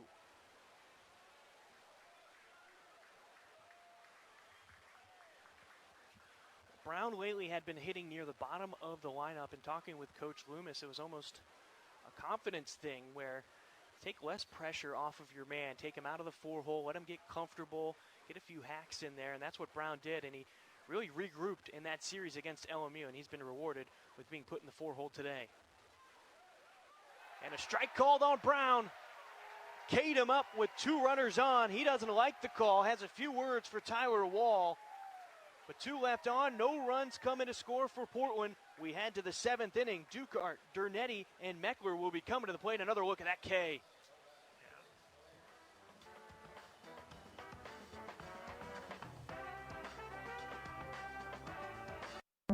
Grand Canyon University, a Christian university, is one of the largest and fastest growing universities in the country, offering over 200 engaging programs online.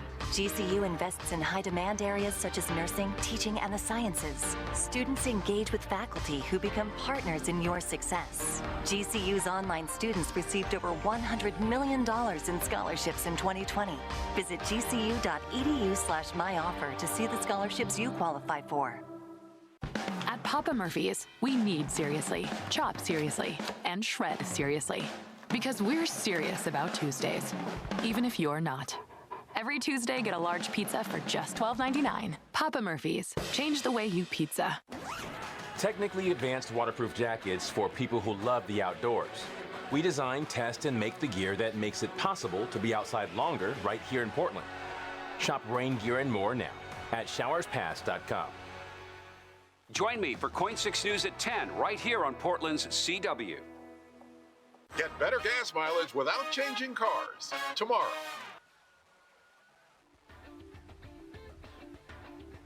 Well, we couldn't have asked for a better day of baseball here at Ron Tonkin Field for a non-conference matchup between the Oregon State Beavers and the Portland Pilots. Brian Slyke and Corey Kier with your call, also joined by A.J. McCord down on the field. As we start the 7th inning, Jake Ducart leading things off. The third baseman for the Beavers is 0 for 2 today with a ground out over to short to Ty Saunders and a fly ball to Gabe Scoro in right field. Swings through the first pitch, 0-1 to start off this at-bat. Yeah, Sam Brown grumbled a little bit about that last pitch of the inning, and on the replay you can see it was a little low. It was handled very well by Smith. Yeah, Smith able to frame it back up into the zone for strike 3 on Brown, and he looked a bit slow going back to the dugout and going back out into the field, frustrated with that call. He did have a pretty good 1-1 pitch that I think he was thinking he was going to get soft, and he got a fastball and he missed on. So there was a pitch to hit in that at bat. Ground ball pulled to Sam Brown over at first. He'll field it himself and step on the bag. Ducart is retired to start the 7th.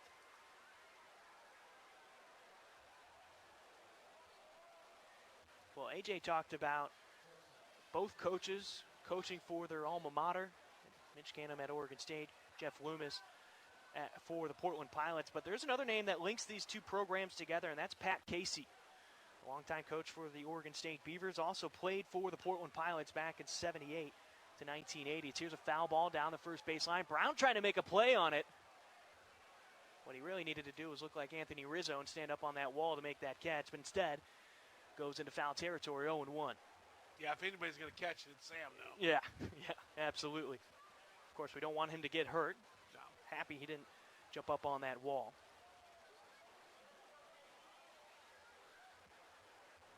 Here's the 0-1. Fouled off, almost making contact with Wade Meckler, who was on deck, as Dernetti now falls behind 0-2. But as I was saying, Pat Casey, two-sport athlete for the Pilots. He's played baseball and basketball, was all Pac-10 North Division twice. Went 2-2 against the Beavers in his playing days before he was drafted in the 10th round in the 1980 draft by the San Diego Padres. The 0-2 in the glove of Boeto. He'll come up throwing over to first, and there's 2 away as Dernetti goes down with a strikeout.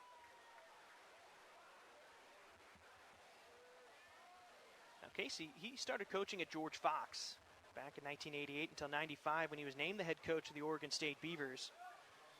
Coached the Beavers all the way through 2018, and he built quite the resume, amassing over 900 wins. And one of the big things, Corey, that I thought was interesting as Meckler takes a strike is he built that Oregon State program with Pacific Northwest kids. Yeah. And it really worked out for him. He won 3 national titles, 3 straight 45-win seasons, 6 trips to the College World Series. As Nygaard drops in a breaking ball for strike 2, it's now 0-2. And he's the only coach in NCAA history to lead a team to the championship game after playing 6 elimination games in a row, and he did that twice back in 2006 and in the 2018 season. The 0-2. Line back up the middle, and it finds its way to Holcroft, a 2-out single for Wade Meckler. Yeah, Wade Meckler's a heck of a player. There's a special reason why I like him. You know what that is? It's the Sam Brown effect.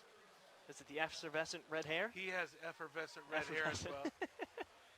He is a redhead player, and he plays well. And you know what I think of redheaded players. They play well. They play with their hair on fire. They do. Scavato now playing in. He's on the infield grass over at third. Bazana up at the plate.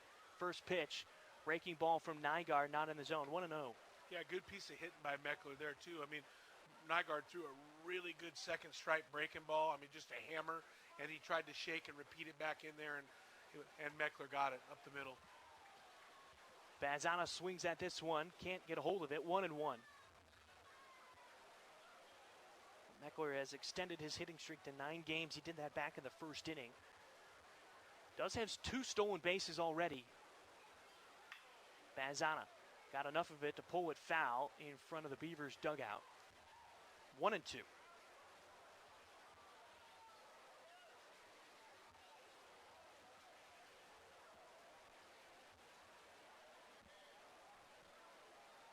2 outs and the runner on first. Breaking ball, Bazana lays off of it. Got the call from the home plate umpire. It'll be 2-2.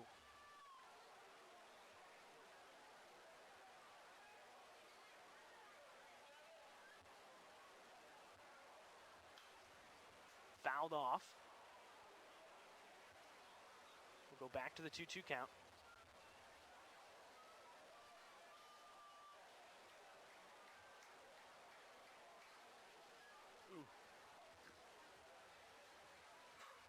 Off his inner thigh. Home plate umpire, give him a little extra time. Look for Meckler to move here, probably on 2-2. Maybe off a first movement off of Nygaard. 2-2 with 2 outs.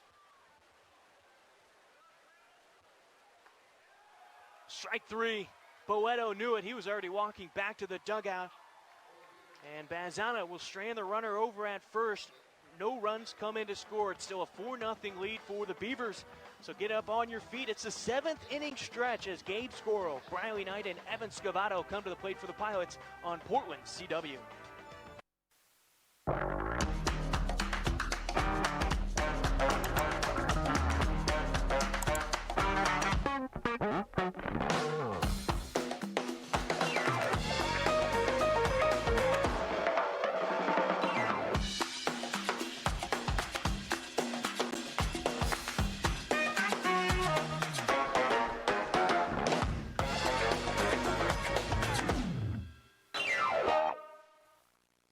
Are your windows drafty, broken, or your energy bills on the rise?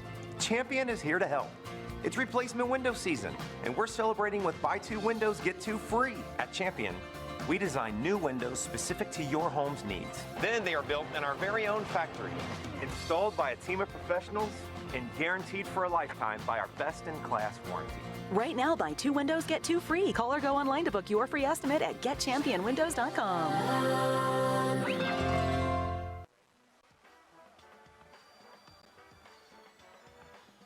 Welcome back to Ron Tonkin Field. It's a 4-0 lead for Oregon State over the Portland Pilots, and now we send it down to A.J. McCord, who's with the women's basketball coach at the University of Portland, Michael Meek. We are in our second basketball coach of a baseball game. What does it feel like for you to take in the game against between UP and Oregon State? Oh, it's been a great game. It's exciting to watch. It's great to be out here. The weather has been, I can't believe how great it's been right now, and just fun getting to support the Portland Pilots for sure. Now, I know that this might have a little bit more for you because your season also ended at the hands of Oregon State in the second round of the WNIT. What was your biggest takeaway from your team this year? I was just proud of the way they fought through and persevered through some adversity a lot of teams fought through, but and then playing a great Oregon State team. Like we were proud to compete with them, and being the third year and being the second round of the WNIT, I feel like it was a great third year, and not where we want to be yet, but we're moving in the right direction for sure. And in order to carry that momentum in next season, one of the things that it seems like every single coach is having to contend with is that transfer portal. Multiple players transferring per roster as far as an average goes. How are you handling things like that at Portland? We're looks like we have our whole team back, so we're just super excited about that. All of our scholarship kids are back, and they're, I think they have so much love and care for each other, and that's another great thing about being a Pilot, and we're already really excited about next season for sure. Speaking of next season, you guys are going to be hosting Stanford. You guys are no stranger to hosting very good Pac-12 opponents, but what does it mean to you to be able to showcase your program against some of the best in the Pac-12 who make it very far in the NCAA tournament? Yeah, well, it's where we want to get, right? We had a chance a few years ago, but cut short of COVID to get to the NCAA tournament. We're hoping to get back, and we know we have to play the best to get there. And, we play at Oregon next year and obviously play a great Stanford team at home. So we're excited about that. Coach, thank you so much for your time. We appreciate it. Awesome. Thank you, AJ. Appreciate it. Back to you guys. Thank you, AJ and Coach Meek, for that insight. We have a meeting on the mound, and it looks like Townsend's day is going to be done. So he hands the ball to his coach. Brock Townsend will head to the dugout. Pitching change for the Beavers. We'll be right back on Portland CW.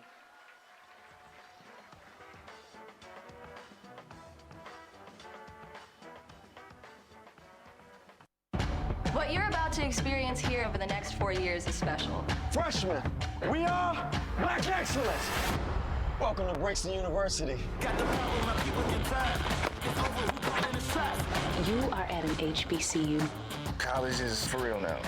Juggling school, tennis. You don't miss the best part. And that is, I too was in college once. Every time we go hard or we go home. The university is working through some financial issues. I gave up the MLB. It's going to be a long season. Buckle up. Who got the power? Who got the power? Who got the power? You can point to examples of Black excellence and see what is possible. Never let anything keep you from your dream. We're chasing our legacy. All-American Homecoming, Monday at 9 on Portland CW.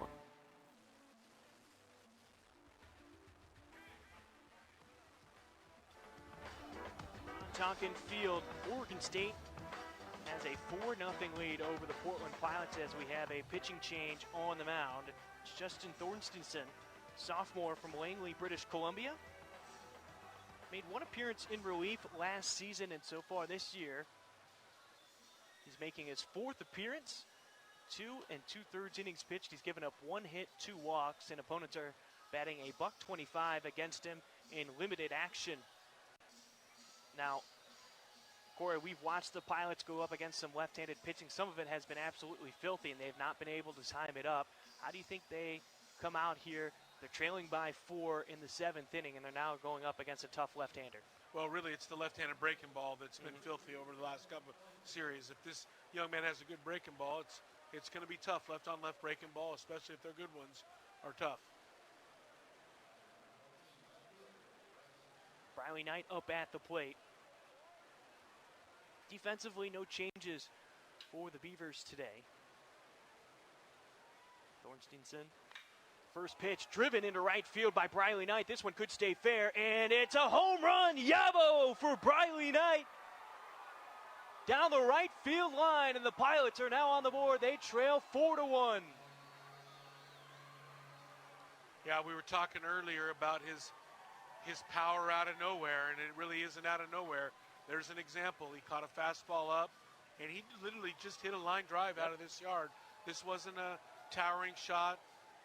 You'll get a chance to see it right here. It's an elevated fastball in, and he didn't miss it, and hit a line drive right out of the ballpark over in the corner. Going up into that netting down in right field as Evan Scavato steps to the plate for his 3rd plate appearance of the day. He's 0 for 2 with a couple of ground outs over to short to Kyle Dernetti.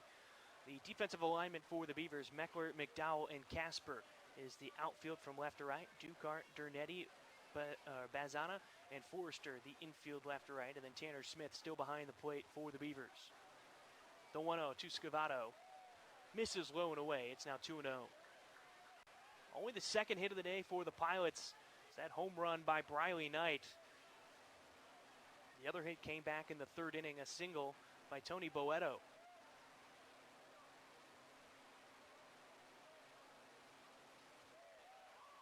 The off speed gets a strike on Scavato.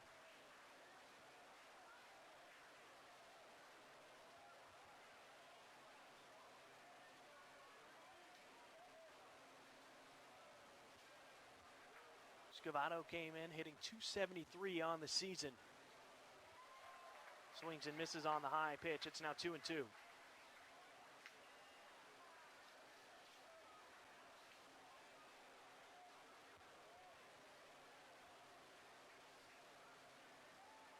Ty Saunders is on deck, switch hitter for Portland, so he'll be batting from the right side with the left-handed arm on the mound. Another pitch that makes it about 59 feet, a full count now on Evan Scavato.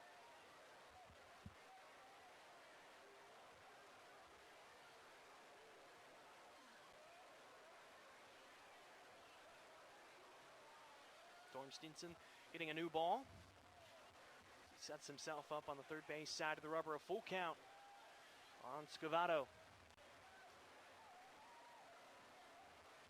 9 walks on the season for Scavato. Ends up with a strikeout.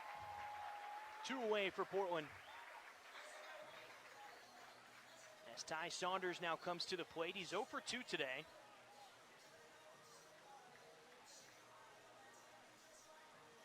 another pitch. Oregon State has done a good job of attacking lone away against these Portland hitters. They picked up their 8th strikeout as a team on the Pilots today. Ty Saunders batting for the first time on the right side.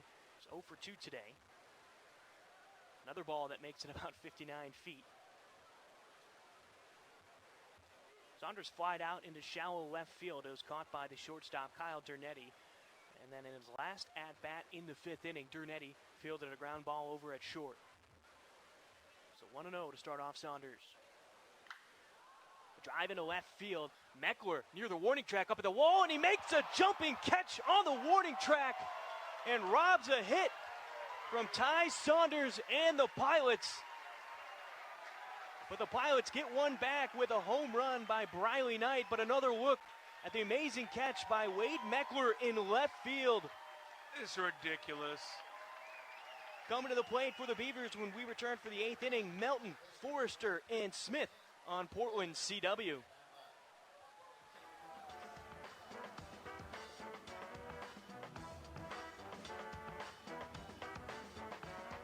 Roll into springtime with low monthly payments on a new John Deere 1023E compact utility tractor with a D120 loader for only $179 per month. Backed by our consistent quality customer service only at your local Pape Machinery Ag and Turf dealer. Pape keeps you moving. At Pacific Office Automation, we don't make technology, we make technology work. As the largest independent dealer of office technology and equipment in the U.S., we help businesses thrive and win by helping you find your total office solution for copiers and printers, managed IT and cloud services, telephone systems, data security, and more. Experience our uncommon commitment to customer service at PacificOffice.com. We make technology work. Get this spring's yard work done faster with Pape Machinery Ag and Turf. Take advantage of 0 down and 0% financing for 84 months on all 1 through 4 series compact utility tractors. Backed by Pape's consistent quality customer service. Visit PapeMachinery.com to get started. Enjoy the game with fresh Oregon Dungeness crab.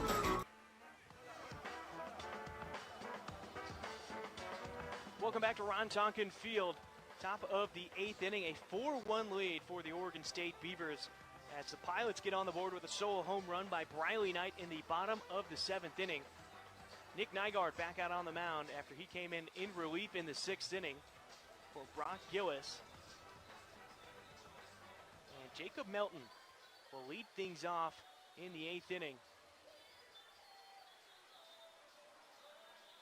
Melton so far today, 0 for 2, a fly out into left, a fly out to center, and then he walked back in the 6th inning and came around to score.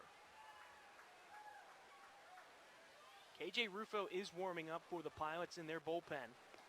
As Nygaard delivers a fastball high and inside for a ball. It'll be 1-0.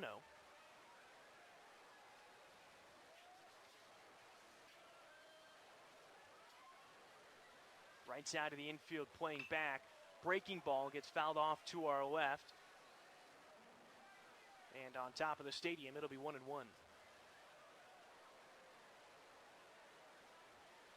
Melton came into today 6th in the nation in runs batted in. He had 41 so far on the season. The 1-1 swung on and missed as Nygaard gets a fastball by him.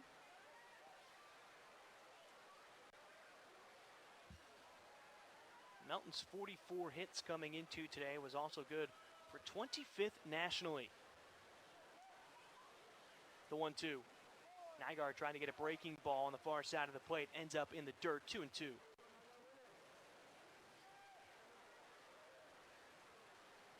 Pataxel, the second baseman, playing in shallow right field. Sam Brown behind the bag at first. He's about 2 or 3 feet in front of that outfield grass. Here's a line drive into right center field. That one will drop. Scoro chasing it down to the fence. It's picked up by Holcroft. Melton's going for third. Saunders comes up throwing, and Melton has himself a triple to open up the 8th inning for the Beavers.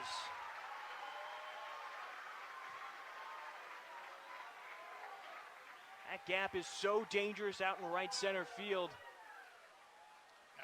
Just a breaking ball that backed up on Nygaard, got up, and he hit a ball out to the wall, and he ran triple out of the box. It was a really, really good base running rep by Melton. I thought he was going to stand up at 2. He ran triple out of the box and got a triple. And that looks like that'll be Nick Nygaard's last pitch of the night. He's being pulled as KJ Rufo comes to the mound as the new pitcher for the Pilots. We've got a pitching change in the top of the 8th inning. Yeah, and Nygaard did a great job. He came in and got 2 quick outs in the 6th. He pitched the 7th, and then you've seen what's happened here. We'll be right back on Portland CW. KJ Rufo now on the mound for the Portland Pilots.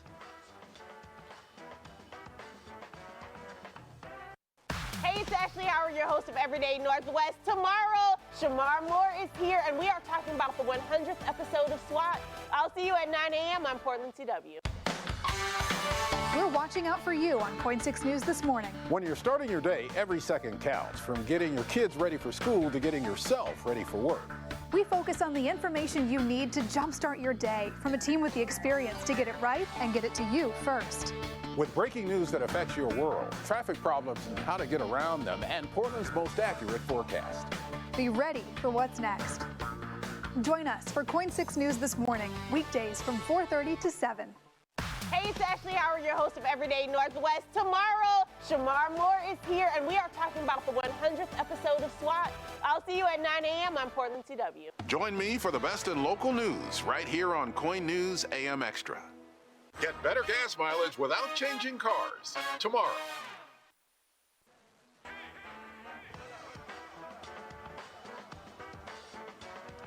Welcome back, everybody, to Ron Tonkin Field. We're in the top of the bottom of the 7th inning, and it's a 4-1 ball game. My partner Brian Slyke is sitting next to me. I tried to take over for you, and I didn't do as good a job as you. Go ahead and take it, Brian. Well, that's why we have the professionals do it, right, Corey? The rookie color guy is not as good as you, and I wasn't nervous all day until I had to do that. Top of the 8th inning as KJ Rufo is now on the mound for the Pilots. Rufo is making his 5th appearance on the season as a 6.75 ERA.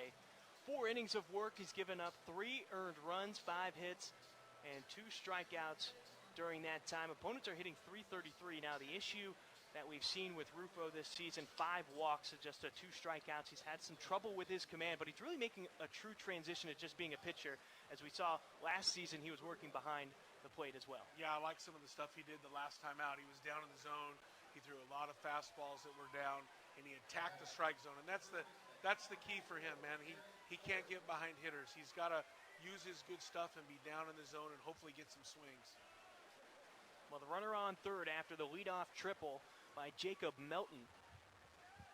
So that'll bring the corner infielders in for Portland. Sam Brown and Evan Scavato almost on the infield grass.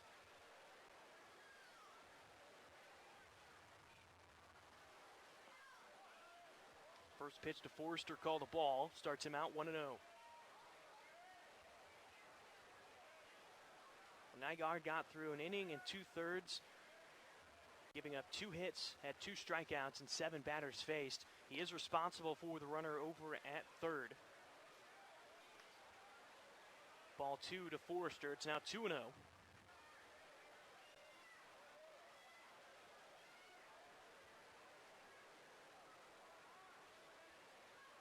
The 2-0. Inside on Forrester, one of the most patient guys in the nation. He's got 32 walks this season. That puts him second. It's really the last guy you want Rufo to come out and face. Rufo's thrown 3 good pitches around the strike zone that a lot of hitters would have gone on, but you know, you've got Mr. Patient up here, and he's not going to swing at those pitches. And that one high. It's a 4-pitch walk for Forrester. And that's really the difference between the levels as you go up the levels. You know, when you get to the professional level, guys, they're not going to swing at pitches that aren't on the plate or on the edge of the plate. And like I said, it's not your dream matchup for Rufo coming out, but he's got to get better. You know, we've seen it. I mean, we go back to looking at Brett Gillis when Brett was coming out of the pen, and he had similar struggles of getting in the strike zone early when he was a player and a pitcher. Then he became a sometimes player, sometimes pitcher, and now look how great he is. So it's a process for Rufo, but he'll get there. Yeah, like I just said, though, this is his first season strictly just pitching, as he was a catcher last season. And he's got an electric arm. I mean, he runs it up there, and it's a process for him to learn. Tanner Smith at the plate is 1 for 3 today, 2 strikeouts and a double as he takes an inside fastball that drops below the knees for a ball. It's 1-0.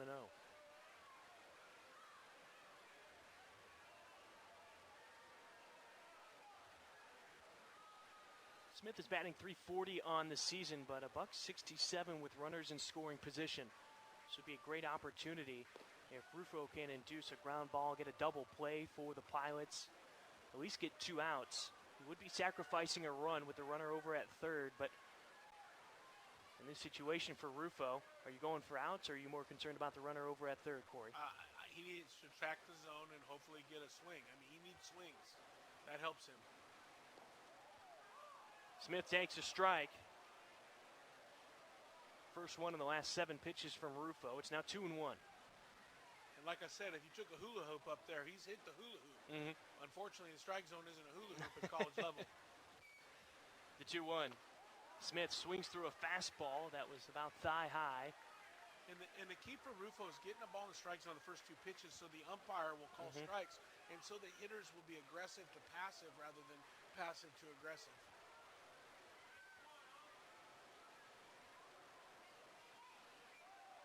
Rufo puts one in the dirt. It's blocked by Boeto behind the plate. So now it's a full count on Tanner Smith. Aggressive hitters are his friend.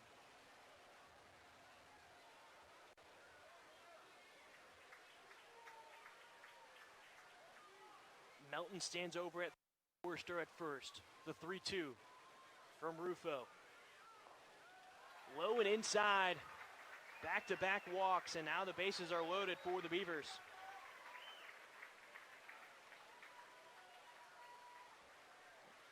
The only good news right now for Portland, even though these bases are loaded, the 6, 7, 8, and 9 hitters are all 0 for 3 each for Oregon State today.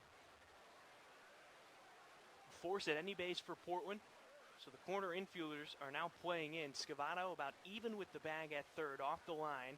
Brown is on the infield grass. Middle infielders playing for a double play ball. Rufo first pitch, fastball belt high, far side of the plate. On Casper, it's 0-1. Casper's 0 for 3 today, 2 groundouts to Ben Pataxel over at second and a strikeout back in the second inning.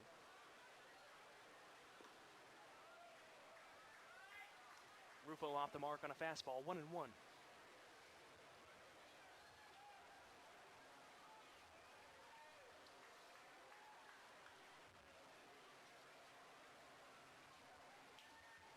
The 1-1. Swung on and missed by Casper. It's now 1-2. Yeah, again, his stuff is good. There you see it right there. I mean, it's just firm in the middle of the strike zone, and it's hard to hit.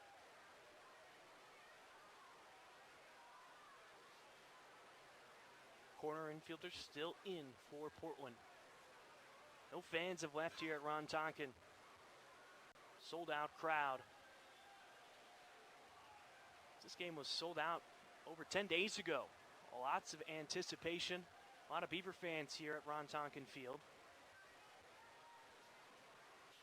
The 1-2. And he gets Casper to go down. A big strikeout. That'll keep all runners at bay. And you get an out of it. As Micah McDowell will now come to the plate.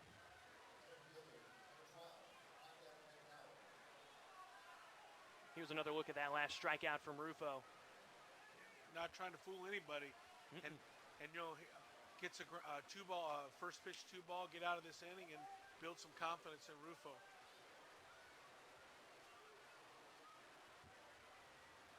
McDowell, ground ball up the middle, fielded by Pataxel to Saunders, and the double play gets them out of the inning. No runs come in to score after the bases were loaded with no outs.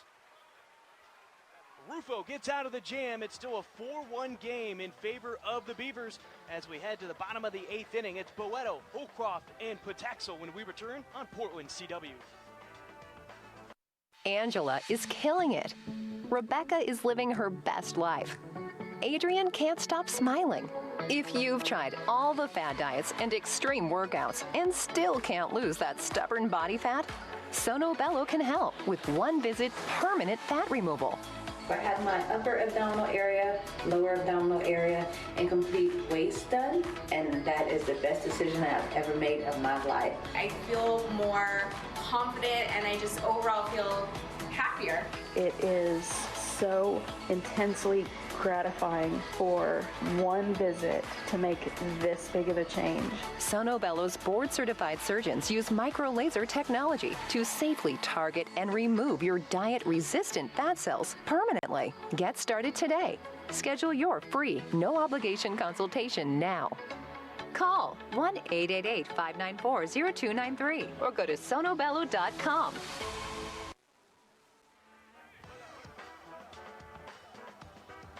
Welcome back to Ron Tonkin Field, bottom of the 8th inning. Another pitching change for the Oregon State Beavers.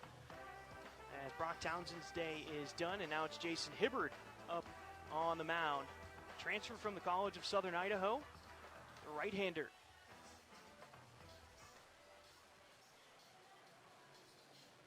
Will be making his 9th appearance, a 9.72 ERA. 8 in a third innings of work, giving up 13 hits, 9 earned runs, and 4 strikeouts during that time. Opponents are batting .382 against him on the season.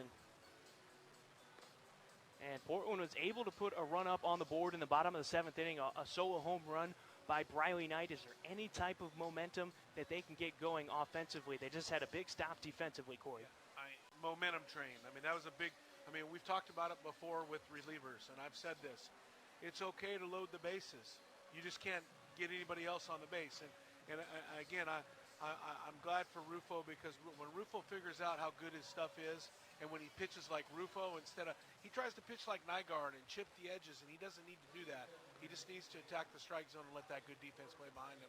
So the momentum from that defensive play could get some offense here. So Hibbard on the mound. That'll bring up Tony Boeto to the plate, who's 1 for 2. He singled in the third, was left stranded at second, and his most recent at-bat back in the 6th inning, he struck out.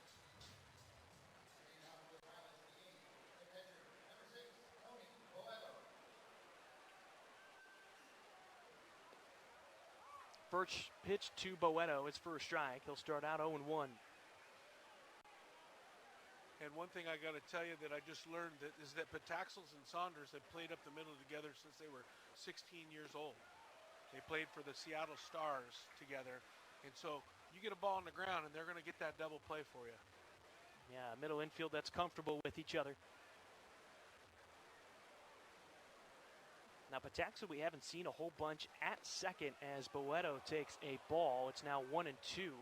Well, they used him at third last year. And yep. They kind of needed him. I mean, last year, you had the draft shortstop, and you had Sukata, who was just hotter than hot, and Pataxels was as good a defender over in the corner as anybody. So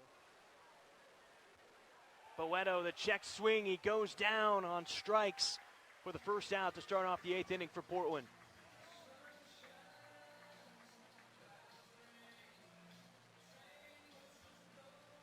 Yeah, pretty good breaking ball on the check swing. Easy call for the home plate umpire. As Jake Holcroft comes to the plate. Holcroft has reached base twice on a walk in the 3rd inning, and then a drop third strike back in the 6th inning. Here he starts out with a ball. It's 1-0. But he's 0 for 2 on the day with that drop third strike and a ground ball over to second to Bazana.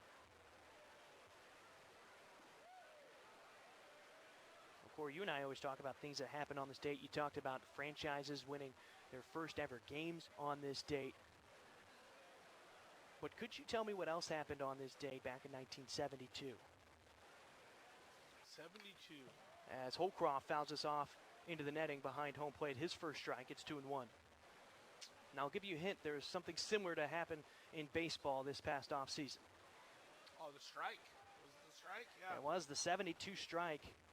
Lasted for 13 days as Holcroft belts one into center field, a one-hopper to McDowell.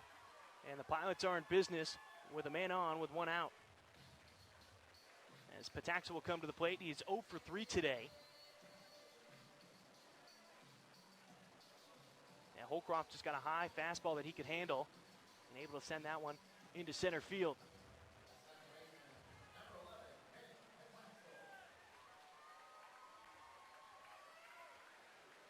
Now, Corey, that 72 season was very interesting.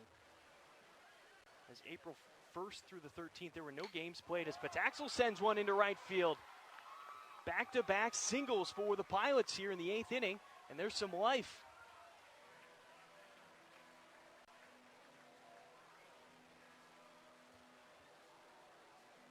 And Pataxel just hitting it where the pitch was. It looked like it was low and off the plate to the far side and hit it to the right side for a single. As Trace Tamero comes to the plate. Yeah, the big thing for Tamero here and Sam Brown on deck is to not try to do too much. A 3-run bomb sounds awesome and it looks good on television, but the reality is a ball to the gap, a ground ball up the middle, keep the momentum going, put the hits together. Don't try to get it all in one swing. Tamero is a power hitter, but great thinking there, Corey. Just get the base hit. Don't try to make it all up in one swing. As he takes ball 1 away, it's 1-0. Well, you stay within yourself if you're trying to work the middle of the field or work the other way, and then you might get a bomb. But if you're just up there trying to get home runs, it's a tough deal to do. And we've all done it from all levels. You know, you get in this situation, man. How cool would it be if you just hit one up in the lights up there? But singles and doubles are where it's at. Breaking ball drops into the zone on Tamero to even the count at 1-1 as the clock strikes 8 o'clock here in Hillsboro. Bottom of the 8th inning. The tying run is at the plate right now for Portland as they trail 4-1. Holcroft is on second. Pataxel's on first after back-to-back singles. Another breaking ball. This one off the end of the bat of Tamero. Hibbert will field it himself and throw it over to first. 2 away now for Portland. Not exactly the production that Tamero wanted, but he did move the runners up 90 feet on both bases, so both runners are now in scoring position for Portland. Yeah, base hit here, you're within one with 1 to play, and, you know,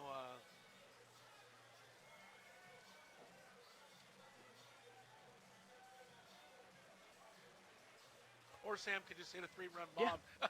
He already hit 2 this past weekend against LMU. I know. Again, that's not your goal, but that is always your goal to hit bombs. But now I will say right now, with the way that Oregon State is set up defensively, they've got Bazana, the second baseman, in shallow right field.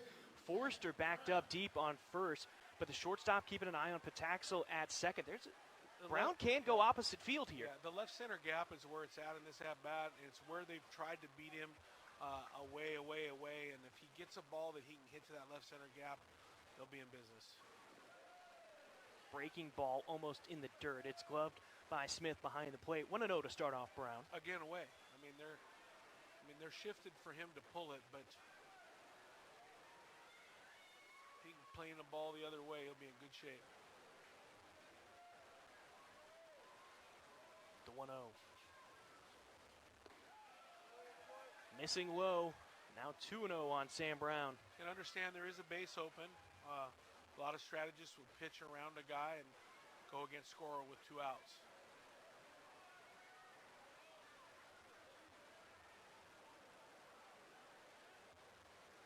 Again, the right side of the infield playing back with Bazana in shallow right field. Another breaking ball, no chase from Sam Brown. He's sitting pretty with a 3-0 count. Yeah, for me, this is a pitch around. They're trying to get him out, but they're working around him. And you know, Scoro's been so hot lately. Tonight's his at-bats. I mean, he really hasn't looked very great tonight at bat. No disrespect. So, you know, if Brown goes, they think, hey, we're in good shape here. We got Scoro coming. But what I'm going to tell you is that Scoro's been one of the hottest hitters. They could get a little surprised by this. Yeah, Scoro had a stellar weekend at the plate. He batted .385 with 5 extra base hits, 4 doubles and a triple, and he added 2 RBI during that series. Well, and we've nicknamed him the professional hitter early in the season, and he's not going to hit a lot of home runs. And he's probably not going to hit a lot of doubles, but what he does do is put in really competitive at-bats and hits balls gap to gap, and that's what the Pilots need right now. A meeting on the mound with the bases loaded. The go-ahead run is at the plate. Tying run is over at first, and that's Trace Tamero. And again, the coach is out planting some seeds on how to get guys out. Now, Again, Scoro hasn't looked super great today, so they're going to probably attack him, especially with Briley on deck, who hit the home run earlier. And actually, Briley being on deck helps Scoro because he's going to get some pitches to hit. Scoro's 0 for 3 today. Grounded out to second, popped out to second, and then he struck out in his last at-bat back in the 7th inning. And it looks like we're going to have a pinch runner for Trace Tamero. It's going to be Ethan Lovelace now on the base path.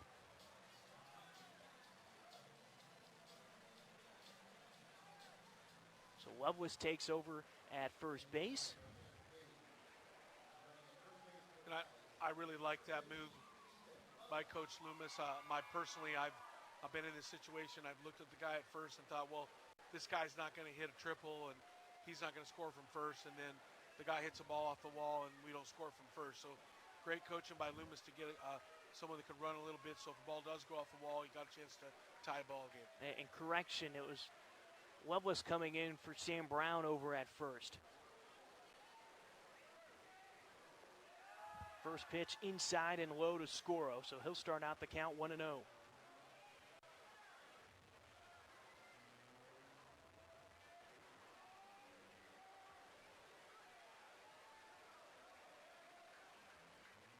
There are a couple arms up in the bullpen for Oregon State as Scoro takes a strike at the knees. He didn't like it, turned away in disgust. It's now 1-1.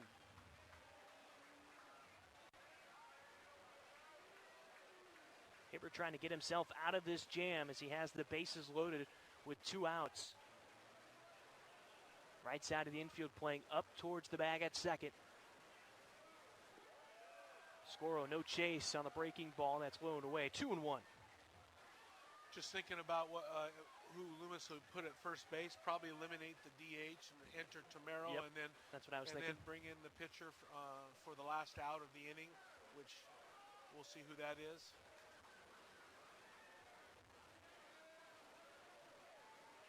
The 2-1. No chase from Scoro. He's now with a 3-1 count, and the Pilots could walk in a run right here and really make things tight for Oregon State. And hear what we're talking about. This is great timing for Scoro. Puts in lots of quality at-bats. And he may not have been hitting well tonight, but this is the guy that you trust up at the plate in this moment. And a strike called. Scoro just threw his bat to the dugout, and now we've got a full count, 3-2.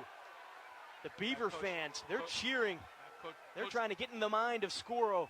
Coach Loomis you'll take a second look here. Coach Loomis isn't happy about it, and he's not a chipper, but that ball is so down. Very low. So down, it was ball 4. Hopefully it doesn't end up hurting the Pilots. Scoro takes an extra second to get back into the box here. Full count, 3-2 with 2 outs. The bases are loaded for Portland. Scoro fouls it off into the netting behind home plate. That's one thing that I've been pretty impressed with Loomis over the years. He doesn't really chip at umpires. He comes out when it needs to be said, but that was unfortunately a pretty bad call at a bad time. Yeah, it should have been another run for Portland. Tanner Smith framed it back up into the zone. Here's the 3-2.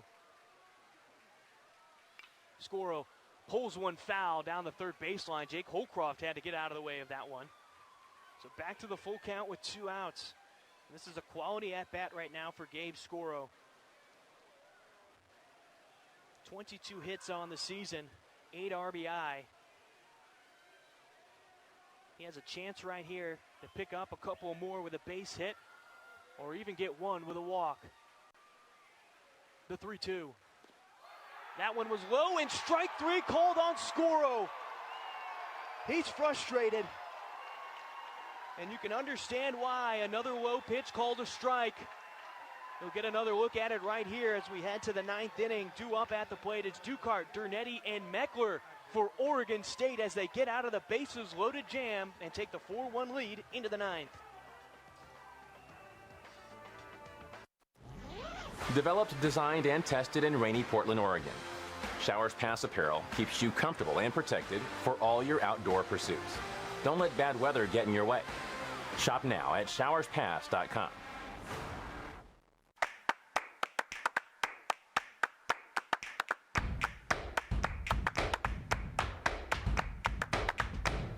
Find everything you need for spring at Al's Garden and Home. Sometimes big things start with little things. New beginnings, planted by people who love this place like I do. In Oregon, we plant lots of little things. 3 new trees for every one harvested, keeping it going. We're all about replanting, because more trees today means more trees tomorrow. You know, for when I'm a big thing.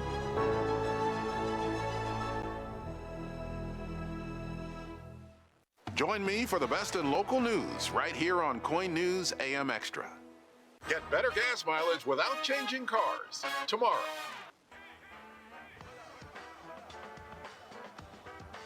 Welcome back to Ron Tonkin Field as KJ Rufo back on the mound for Portland. And the Pilots, unfortunate there in the bottom of the 8th inning, had a couple of calls not go their way when they're up at the plate, struck out with the bases loaded, and they got no runs across, so it still remains a 4-1 lead as Jake Ducart comes to the plate to start the 9th inning. Here comes Loomis to make his changes, and I'm sure something might be said here. I will tell you that Picklebot does a better job at calling strikes than this guy did the last two. And I'm not trying to be a homer to the Pilots. It's a big game, and you never want an umpire call to make the game go either way. But those are 2 pitches that, quite frankly, Tanner Smith did a very good job funneling from literally off the dirt into the strike zone. So we have some defensive changes for the Pilots. With Brown going out, they'll shift some people around. Jake Sukata's now in the game at second. That moves Pataxel over to third, and then Scavato moves from third over to first. First pitch from Rufo off the plate above the belt. It's 1-0. So the defensive lineup is as is. In the outfield, Knight, Holcroft, and Scoro. This ball fouled off, evens the count at 1-1. Infield, Pataxel, Saunders, Sukata, and Scavato, with Boeto still behind the plate.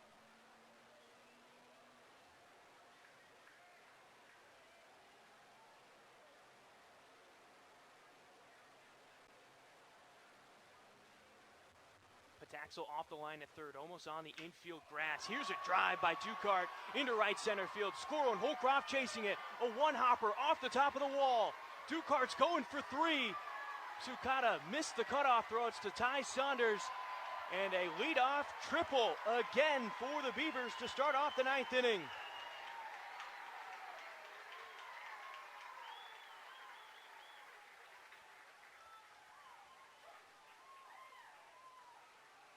Somewhat elevated pitch on the inner half of the plate, and Ducart was able to turn on it and send it into right center field.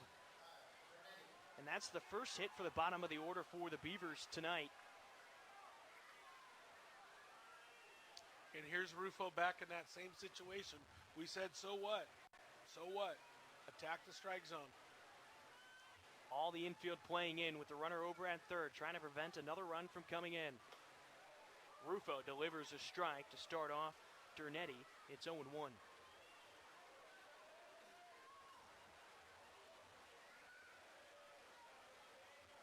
Dernetti, the sophomore from Tualatin, is 0 for 3 today.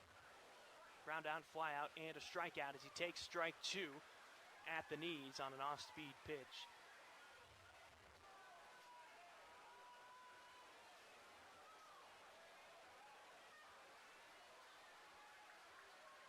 Infield still pulled in. The 0-2. Ground ball over to Ty Saunders. Picks it up, throws it over to Boeto, and they tag the runner out at home. Great composure by Ty Saunders. Had to move a bit at that shortstop position. The gather step and throw home beats the runner. And so the leadoff triple, no harm done. The runner is safe at first on the fielder's choice, and there's one away.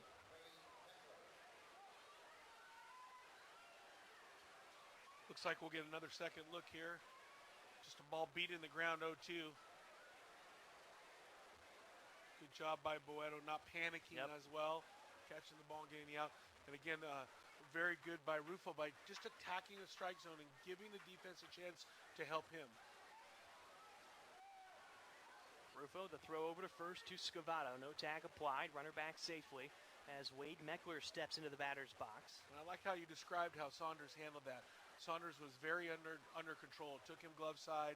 He just came under control and made a nice, a fast throw to the plate. Another throw over to first. Ball pops out of the glove of Scavato. Looks like we've got Mulcahy at first base. Is that correct? No, that's Scavato. Scavato moved over from third to first. Gotcha. Pataxel moved over to third from second with Sukata coming into the game. A 4-1 lead for Oregon State. Rufo missing high and inside on a fastball to Meckler.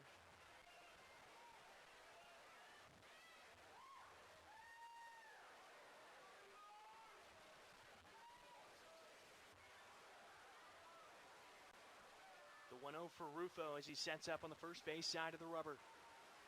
Peeks over his shoulder, comes home with it. Missing low. It's now 2-0 on Meckler.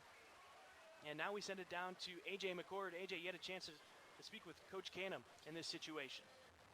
One of the things that we've talked about all game is how both of these coaches are coaching at their alma maters. Coach Canham telling me this is the dream job for him. There's a certainty for him that this is where he's supposed to be. He told me that during his time at Oregon State, the very first day of college, his mom passed away, and it was his teammates and the coaching staff of the Oregon State Beavers who helped get him through that. And now to play a role where he can support his coaching staff and these players at a critical point in his life, there's nothing else that he would rather be doing. And he brings that family atmosphere to this team each and every day. And you really see it throughout this game. We've seen the Beavers celebrating as a family, whether that's an impressive strikeout, that crazy catch that Meckler had in left field. They really do pull for one another, and that all starts with their head coach. You talk about being in a position to shape young minds, young men, and Coach Canham in the right spot as the head coach for Oregon State. Here's the 3-1. No calls. The ball popped out of Boeto's mid. A walk for Meckler, and now there's two aboard.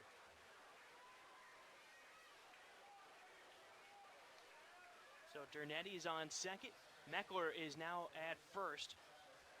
As Travis Bazana looking for his first hit of the day. He's 0 for 3 with a walk and 2 strikeouts.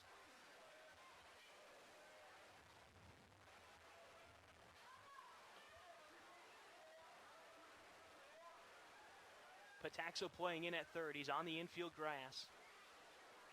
Sukata playing in as well as the second baseman. Bazana. High pop-up. That's big league style. Sukata and Scavato looking for it. And Sukata will make the catch on the infield grass.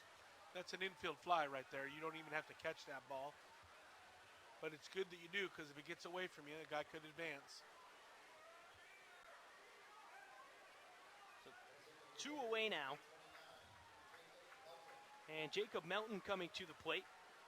1 for 3 today. Couple of flyouts, reached on a walk and came around to score back in the 6th inning. In that 3-run 6th for the Beavers.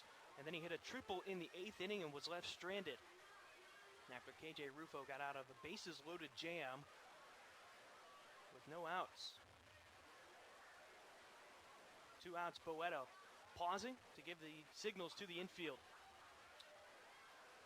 Boeto given which base runner he'll throw out if they try to double steal there. Whether he'll try to get the lead guy or the backside guy.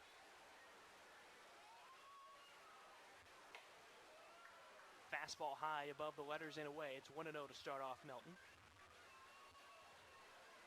Yeah, one thing about the top of this Beavers lineup, it doesn't get any easier. You know, you got the bad rash out at first base, and then the next bad rash, and it just gets worse and worse. And then the middle of this order is about as tough as it gets.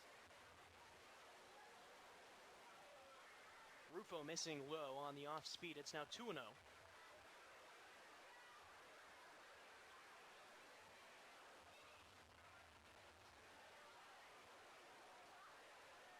Nobody warming up in the Pilot bullpen, so Rufo for sure will be closing this one out. With 2 outs. Runners on first and second. Aaron gets a slider in the zone for a strike, 2-1. That wind picking up out in the left field So we had about 3 to 5 mile per hour winds to start today. Now it's around 10 miles per hour blowing out to left field.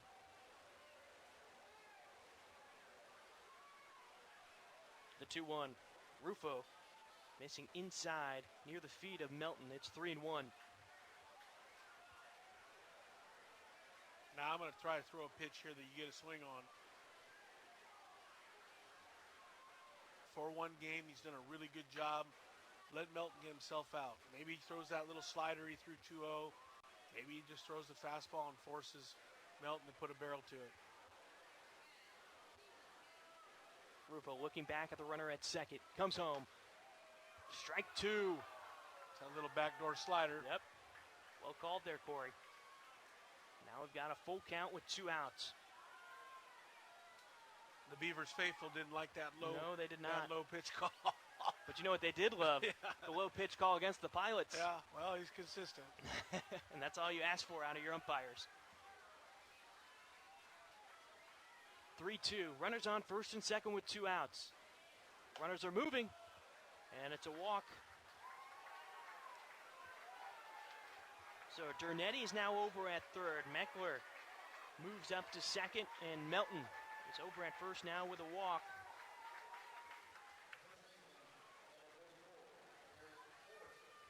Garrett Forrester comes to the plate.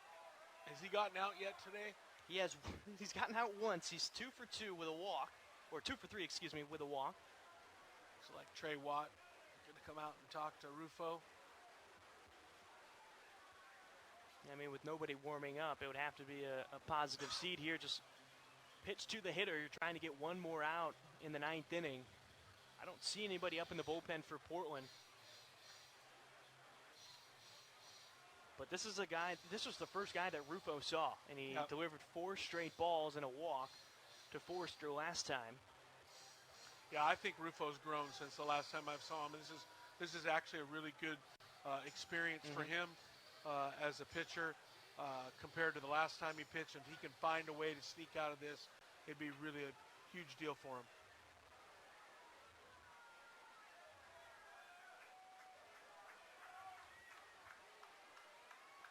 Normally we've seen Rufo in short stints on the mound, and you're right, this is a good outing for him to get some extended work out on the mound. Bases are loaded with 2 outs for Forrester. The first pitch, ground ball pulled to third to Pataxel, and it popped up into his chest. Still got it. And he didn't get the play over at first. It was close. It was bang, bang. Dernetti comes in and scores as Forrester gets to first. And that was a close one. It looked like Pataxel regrouped himself in time and got the ball over to first. Let's take a look at the replays. He caught it on the up hop and went up into his chest. Couldn't find it.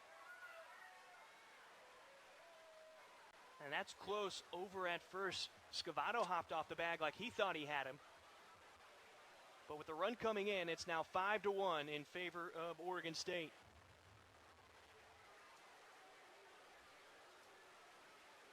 They mark that one down as an E5 on Pataxel.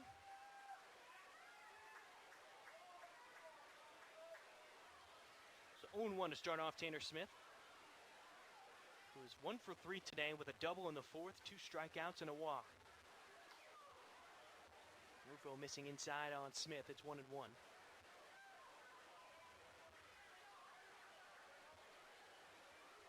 Meckler's on third. Melton is on second with Forrester over at first. Infield playing back for Portland.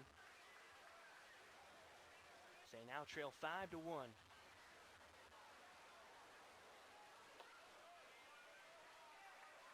Rufo missing low on the fastball. Now 2-1.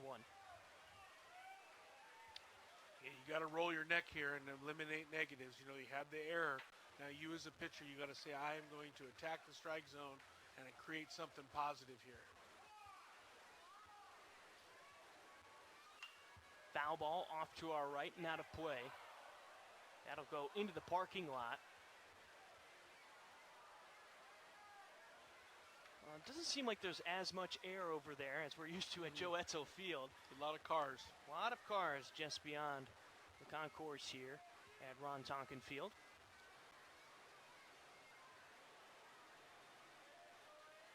The 2-2 count. Bases loaded. 2 outs. Ground ball to the left side. Pataxel will have to charge it in the base runner's line and gets it over to first to get Tanner Smith out. 1 run comes in to score. It's now a 5-1 lead for the Beavers. Due up for the Pilots in the bottom of the 9th. Knight, Scavato, and Saunders on Portland CW. It's Next Adventure's Big Dump Sale, Winter Gear Clearance, Saturday, April 2nd through Sunday, April 10th. The season's best savings on winter gear. Save 20 to 70% in all departments. Don't miss the deals at our Sandy and Grand locations and at nextadventure.net. It's replacement window season. Thousands of homeowners choose Champion every year. Replacing the windows, it made our home more comfortable and more functional.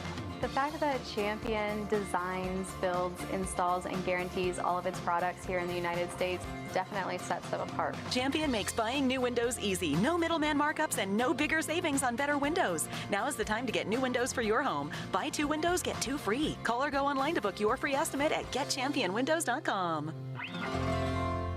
What does watching out for you mean? It means asking tough questions about the big issues affecting our community. What do you have to say to Portlanders who don't feel like the system is working? Holding the powerful accountable. This is our mission, and we are committed. Coin 6, watching out for you.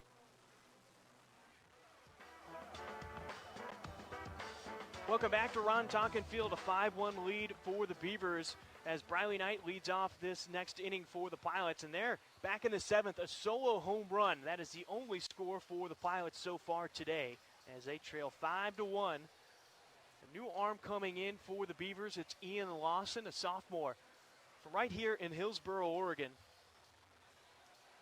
Lawson on the season is making his 10th appearance. He's 2-0 with a 5.02 ERA.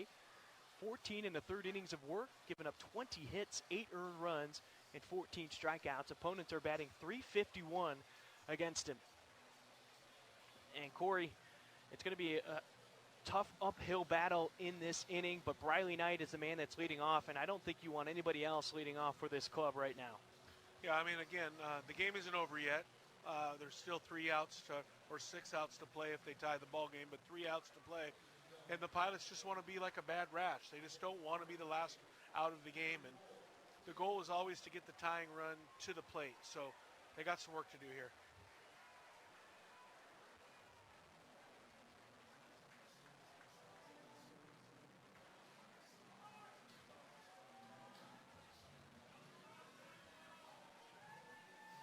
Briley Knight up at the plate.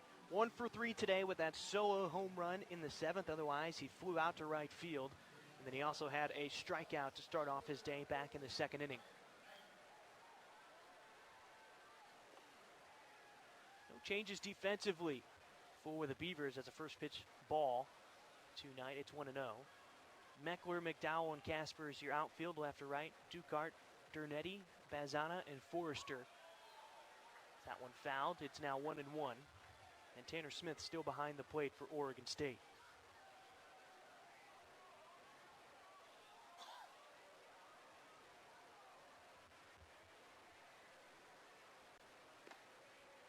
High and away on Knight makes it 2-1. Right side of the infield is pulling back. Forrester's heels are almost on the outfield grass. Meanwhile, Bazana, the second baseman, playing shallow right field. And the shortstop, Ducart, playing close to the bag at second with his heels on the left field grass. Pop up by Briley Knight on the infield, and 2 players running into each other. Bazana able to make the catch as he falls to the ground on his backside. And some confusion between Forrester and Bazana on the infield, but it results in an out, 1 away. I would have to say that Forrester or Bazana ricocheted off of Forrester there. What happened there is you don't call the ball until it gets to the top of the apex. And Forrester came over strong to come take it, but neither of them had called the ball until it got to the apex. They ran into each other, and fortunately for Bazana, he's a super athlete, and he can make the play. Evan Scavato steps to the plate. He is 0 for 3 today. 2 ground outs to short to Dernetti, and he struck out in his latest at-bat back in the 7th inning. 5-1 lead for Oregon State.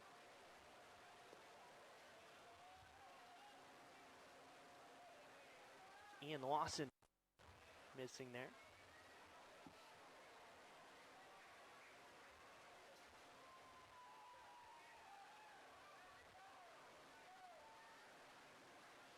movement from the outfield. It's 2-0 on Scavato. Strike called at the bottom of the zone. Knees inner half of the plate. 2-1.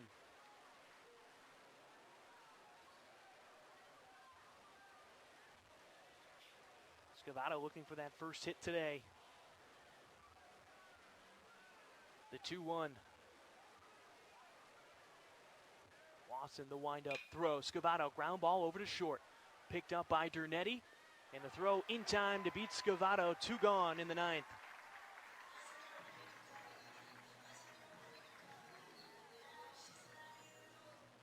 And Ty Saunders now comes to the plate. He's 0 for 3 today. 2 flyouts and a ground out to short back in the 5th inning. Now he's batting back on the left-hand side of the plate.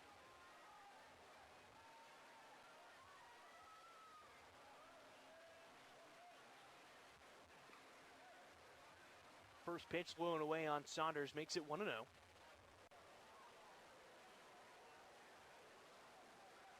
Saunders, a sophomore from Anacortes, Washington. Takes ball 2, low and inside at the feet.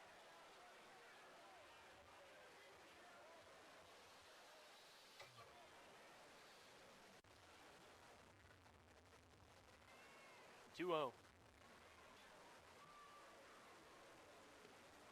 Saunders takes a strike at the knees. It'll be 2-1.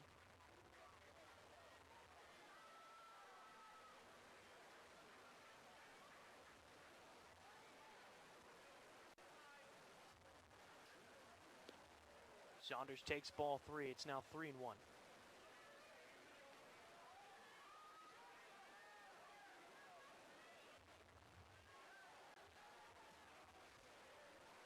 Infield playing back with 2 outs. No movement from the outfield. Saunders fouls this ball off to our left. Full count now, 3-2. Pilots down to their final strike.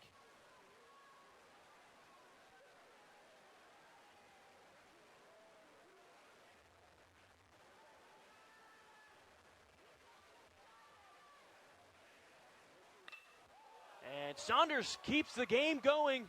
A single back up the middle, fielded by McDowell in center field.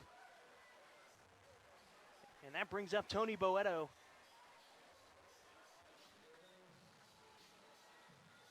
Saunders got a pitch that seemed to be about belt high on him. Easy for him to hit it right back up the middle. So Tanner Smith, the catcher, now going out to go talk to Ian Lawson.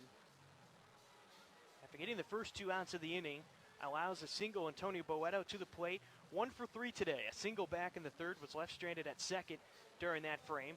His last 2 at-bats in the 6th and the 8th inning have resulted in strikeouts.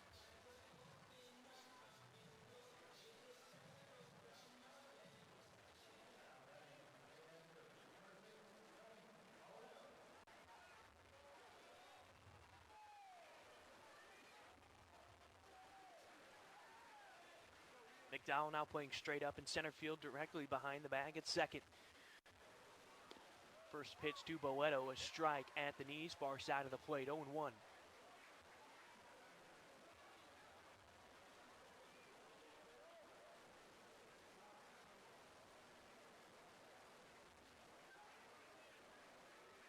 Bazana playing close to the bag at 2nd. Forster now dropping back behind the runner over at 1st. Boeto lines one down the right field line and ends up in the party deck area.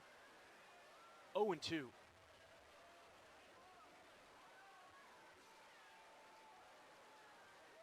Good thing the party's over. Someone might have got hit there. A line drive about that was a screamer. About 8 feet off the ground.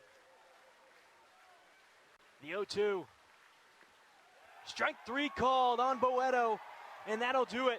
Game over. Beavers win it 5-1 here at Ron Tonkin Field.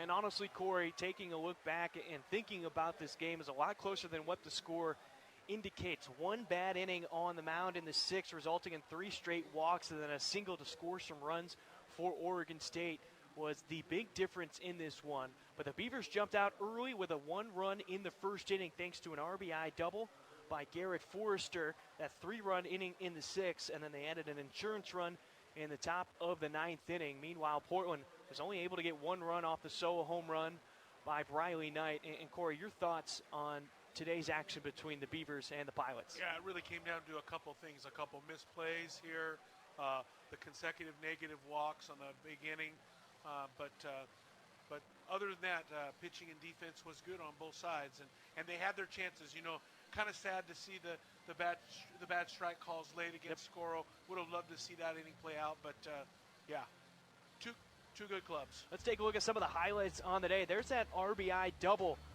by Garrett Forster that really opened up the scoring, and unfortunately it was a bad turn that really opened up that play. Scoro had a couple of tough balls out in right field today as Oregon State was keeping the outfielders busy for Portland. There's the balk call with a little bit of a shimmy. Yeah, that balk call came in that 6th inning with the bases loaded. And the ground ball able to bring in a run in Jacob Melton. That was the last run in the 6th inning. And then Briley Knight, the lone run for the Pilots, a solo shot back in the 7th inning. And a laser that went over the right field wall. And then here's that insurance run, an error on the left side of the infield. Almost looked like Pataxel gathered himself in time to get the out, but bang, bang over at first allowed another run to come in for Oregon State. Yeah, kind of the learning point through or a couple nice thing is Rufo's performance. I mean, we've seen Rufo on the bluff, and he's a work in progress that Coach Lambert's working hard on. And I think that when Coach Lambert looks at this tape, he'll say that he grew tonight. He pitched out of some really tough jams.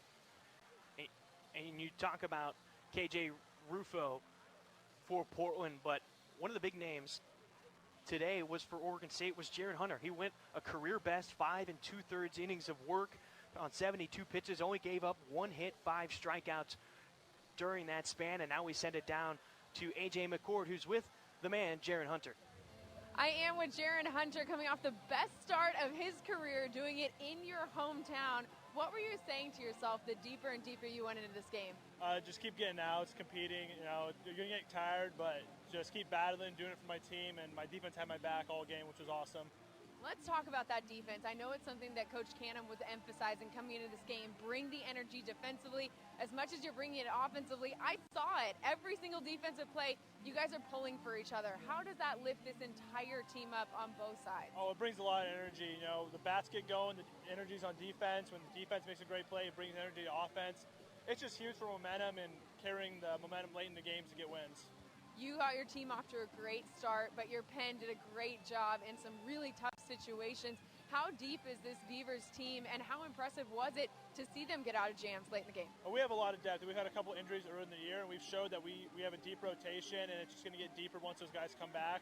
But Brock had my back coming in the 6th, getting a huge out, and then the rest of the pen just did their job putting up zeros. Congratulations. Thank you. Thank you, AJ and Jaren Hunter. Heck of a performance by him as the Beavers, 5th in the nation, top Portland 5-1 here at Ron Tonkin Field. Oregon State will be in action next down at USC on the 8th, starting at 6 p.m. The Pilots back in action at Joe Edsel Field against San Diego this Friday, starting at 6 p.m. And Corey, any final thoughts on today's game? Well, it was a lot of fun to come out here, work with a different production crew. Just like to thank everybody, the production crew, for putting this television game on for the Portland, or the Oregon State fans and the Portland fans. And with that being said, thank you to the production crew downstairs. Thank you to A.J. McCord down on the field. That was Corey Kier. I'm Brian Slyke. Get home safe, and thank you for joining us on Portland CW.